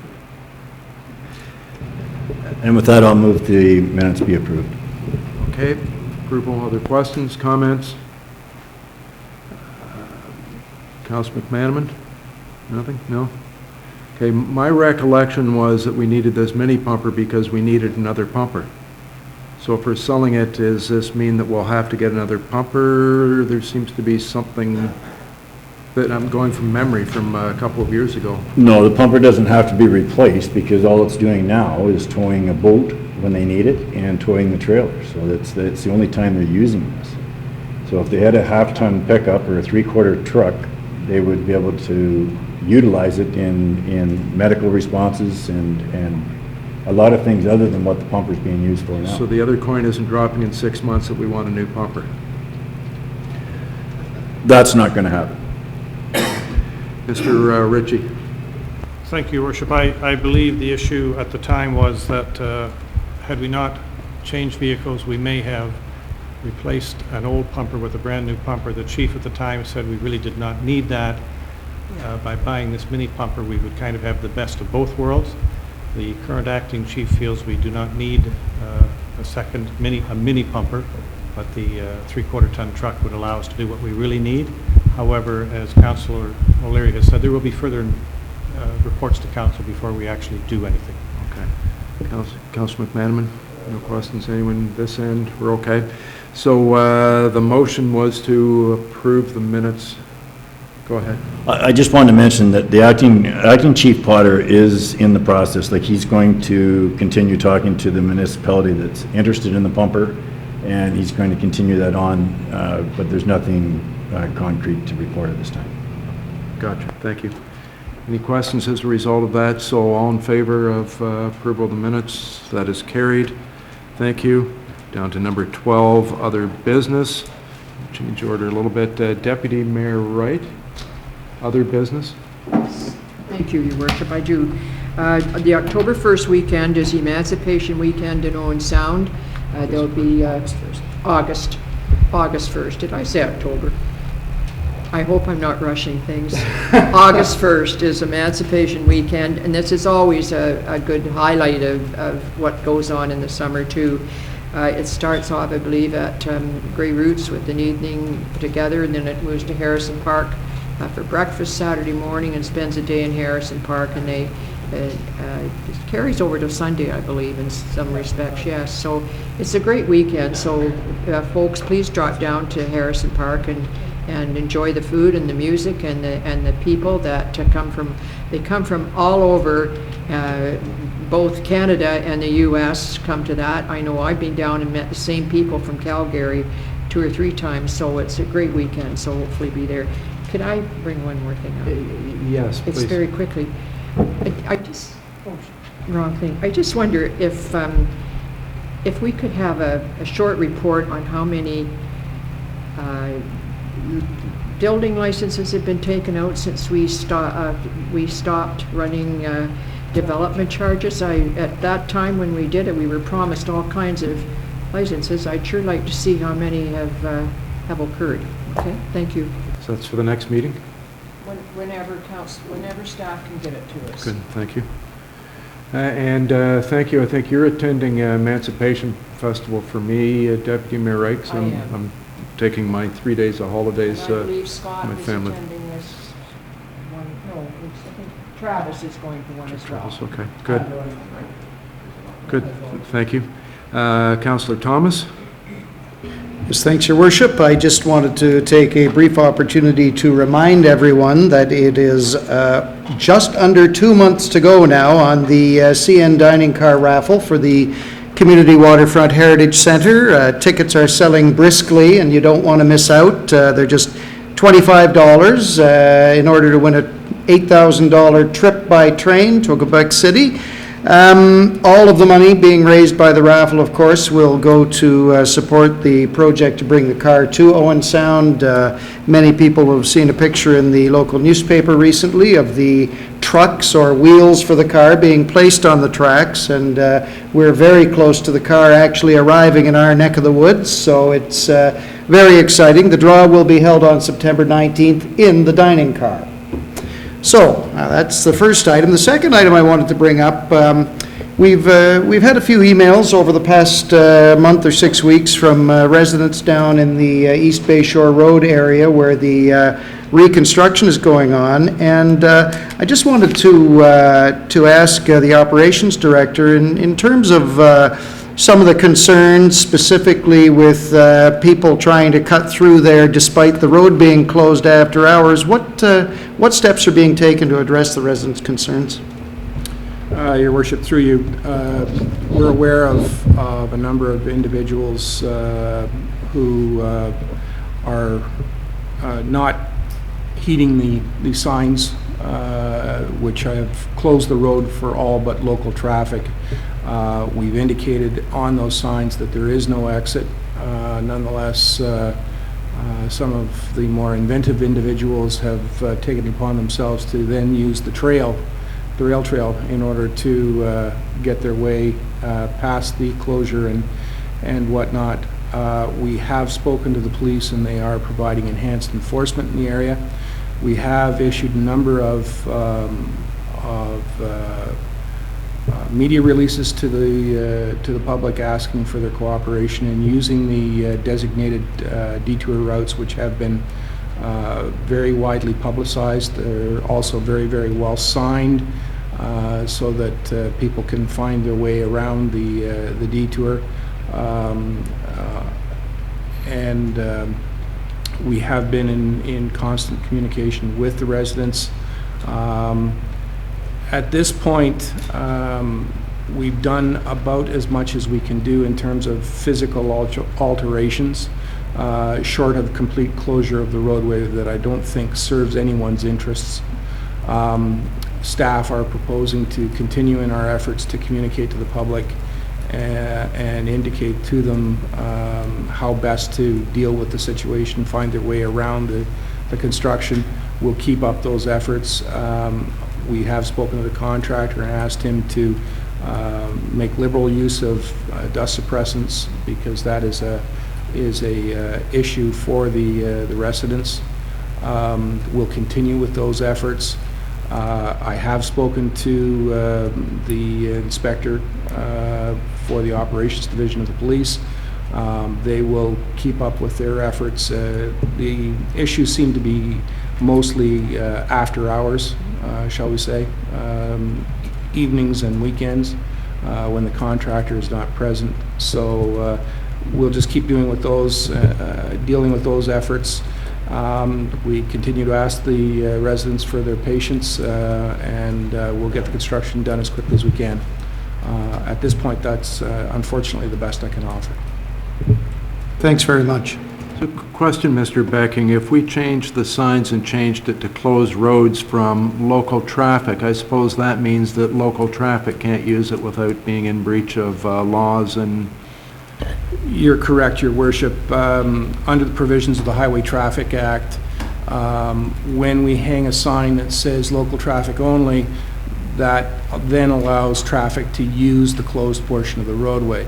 The instant we take off the local traffic only, then anyone using the road, including the residents, could be charged under the HTA. Good, thank you. Thanks. Councillor Lemon, you're reporting. Thank you, yes, thank you, Your Worship.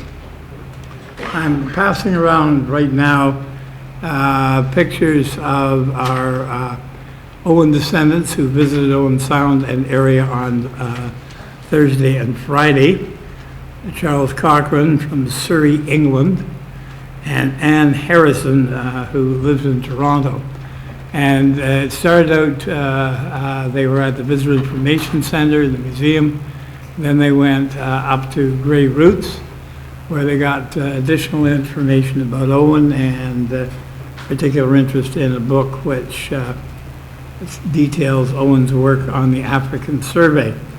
And then Rob McLeese of Cobble Beach took them on a tour of the two landing spots which have been identified by the Royal Navy and the archaeologist who did research on the site. And the pictures include pictures of them at the exact location, and they were quite moved by this. We had lunch there and did a bit more touring around, and they're going to be back in a couple of years again for our 160th anniversary, and they are really interested in this area. And it was rather ironic because the Charles has two interests. One of them was golf, and so he's been invited to play next time he comes out. And the other is old cars, and so Rob McLeese gave him information, which if everybody wants to take one, about the Concours d'Excellence coming up in September, I believe it's September 13th. And they were quite impressed with that, and we had lengthy talk about cars in the area, the older cars, and he was fascinated with the type of cars that had been there, including the car that was declared best in show last year, which is on that brochure. So all in all, they had a great time. It was a wonderful experience talking to them, and we're going to be referencing them in the future because they may know some information that isn't in the books. And so it was certainly worthwhile. They love Georgian Bay, and when they came up by what's called Owen's Landing, right by the lighthouse at Cobble Beach, where Owen first landed, because it's quite deep and the three-masted schooner, the Huron, could get in there. And then we went down to the other one, which is farther north, and there's a cliff there, so they wouldn't have landed at the base of a cliff with a ship. It's not likely you would do that. So anyway, it was wonderful, and more on that later. Thank you very much for doing that on behalf of all of us, and thank you for the report. Councillor Gregg. Thank you, Mayor Boyd. I just wanted to bring it to Council's attention. In June of this past June, the provincial government announced Cycle On, and it's part of the Ontario Municipal Cycling Infrastructure Program. Why I'm mentioning this tonight is we all know we have roads that are in significant ill repair, and we made a commitment at budget time to ensure that at least this year, despite our tight financial situation, that we were able to move forward with $100,000 of investment on two of our roadways. For anybody that's not sure of the shape of some of the roads, I just rode the buses last week, and I was waiting for the air conditioner to be disassembled and fall on a rider. They are in tough shape. And at budget time, we did the best we could. We chose two priority roadways for 2015. However, it was from a list of roadways that were selected and worked and built from our engineering technician. Two of those roadways are 9th Street West and 9th Avenue East. And I should say 9th Street West from 5th Avenue West, which is just above 9th Street Hill, proceeding towards West Hill. And that street is in terrible shape, worsened over the winter, and it really hasn't settled. The second is 9th Avenue East from 17th Street East to 20th Street East. Why I mention this tonight is these roads will need, because though they're not done this year, they will need done next year or the following year and moving forward. And we have to keep moving forward with investing in our roads. But with this program available, I'm wondering if we can make, there's a deadline of August 6th, if we can, as Owen Sound Council, have an expression of interest in applying for a grant through this program, which will provide 50% of funds, up to 50% of funds for infrastructure work. It's in our official plan that mandates us to invest in our roadways and to do so with alternative transportation methods. And these two roadways in particular, one being towards the school, one being out towards our industrial park, which provides means for people to travel to work, both recreationally and leisurely. Both roadways also make somewhat tie into what the County of Grey is doing in terms of a concerted effort in building paved shoulders around our city. I'm wondering if we can use those two roadways as part of a grant request as part of the municipal cycling infrastructure program, knowing that moving forward, as we are committing to road work, and these two were right at the top of the list. I think they sat numbers 2 and 4, and we chose 1 and 3 in priority. If we can make that a priority for us and put forward an application, because it has the cost of resurfacing is the cost of resurfacing. If we can get some monies from the government as part of that, we all win. Going to go to Mr. Becking, since that's his department. Your worship, I must confess I don't know anything of the program, but certainly I'll look it up tomorrow. If we can see our way clear to being eligible, then we'll certainly put in an application by the 6th. So You've got about 2 weeks. yeah, it should be very doable. These things are usually not terribly elaborate in terms of submission requirements, so we should be able to knock it together, provided the projects are eligible under the program. So we'll do the best we can. Councillor Gregg, sound good? Would a motion be required, or no? That sounds fine to me. Yeah. Simple direction, I think. Sure. Yeah. Thank you. Good research, thanks.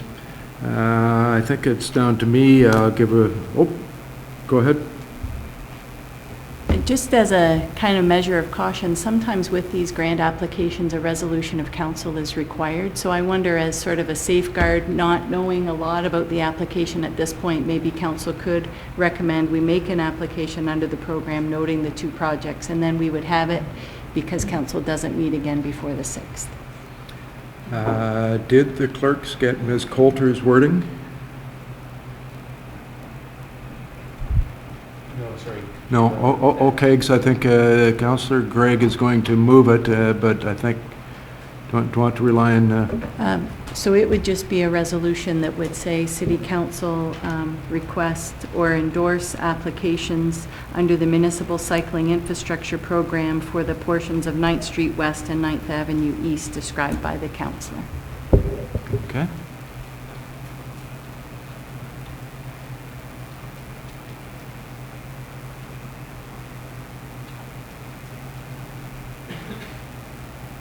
We're okay, Jeff? You got it? Good, okay. Councillor Gregg is moving that resolution? I would move that resolution. Yes. That's excellent. Thank you. Thank you. Councillor McManaman? And I'm fine with that as long as we're eligible. But that's... The motion, how do we... Subject to eligibility. Oh, subject to eligibility. Okay, that's great. Thank you. Yeah. You've got that, Jeff? Yeah, good. Okay, Councillor O'Leary. I'm going to support this motion just because I want Councillor Gregg to win this. Have you been counting? Councillor Lemon, let's keep moving it. The real reason is you're nervous if you vote against him, because he'll run rings around Okay, you. I'm going to call the question. All in favor? That's carried. Good. Thank you.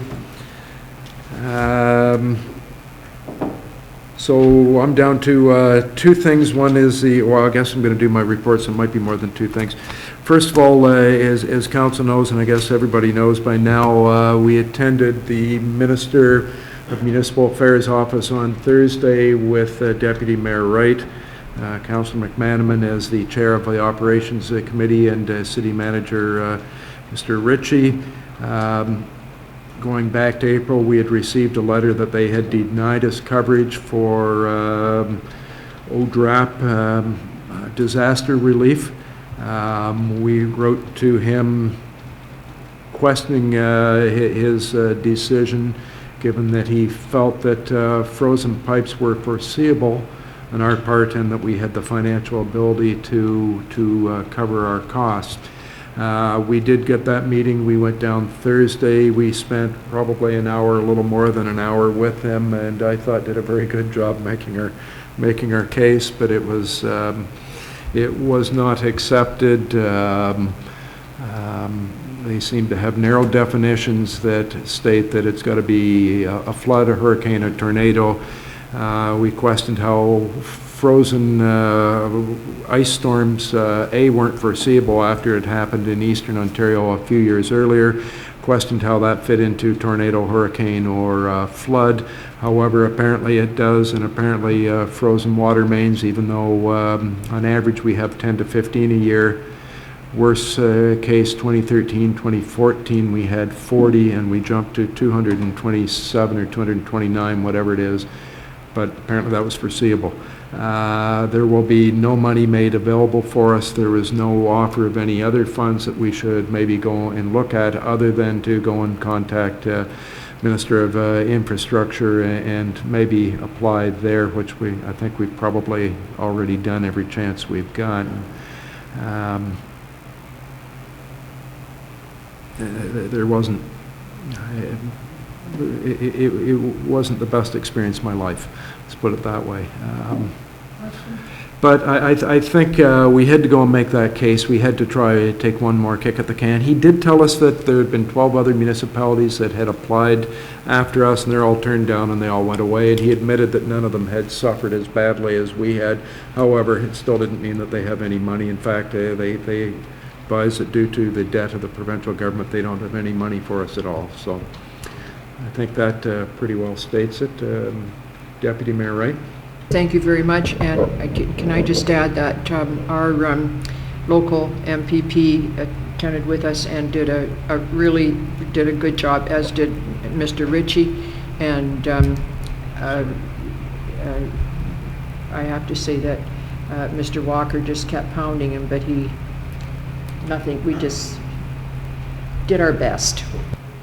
There's, as everyone knows, they've put together this SAMS computer system for tracking social allowances and things, and they've now spent $30 million trying to fix it, but can't find one for us.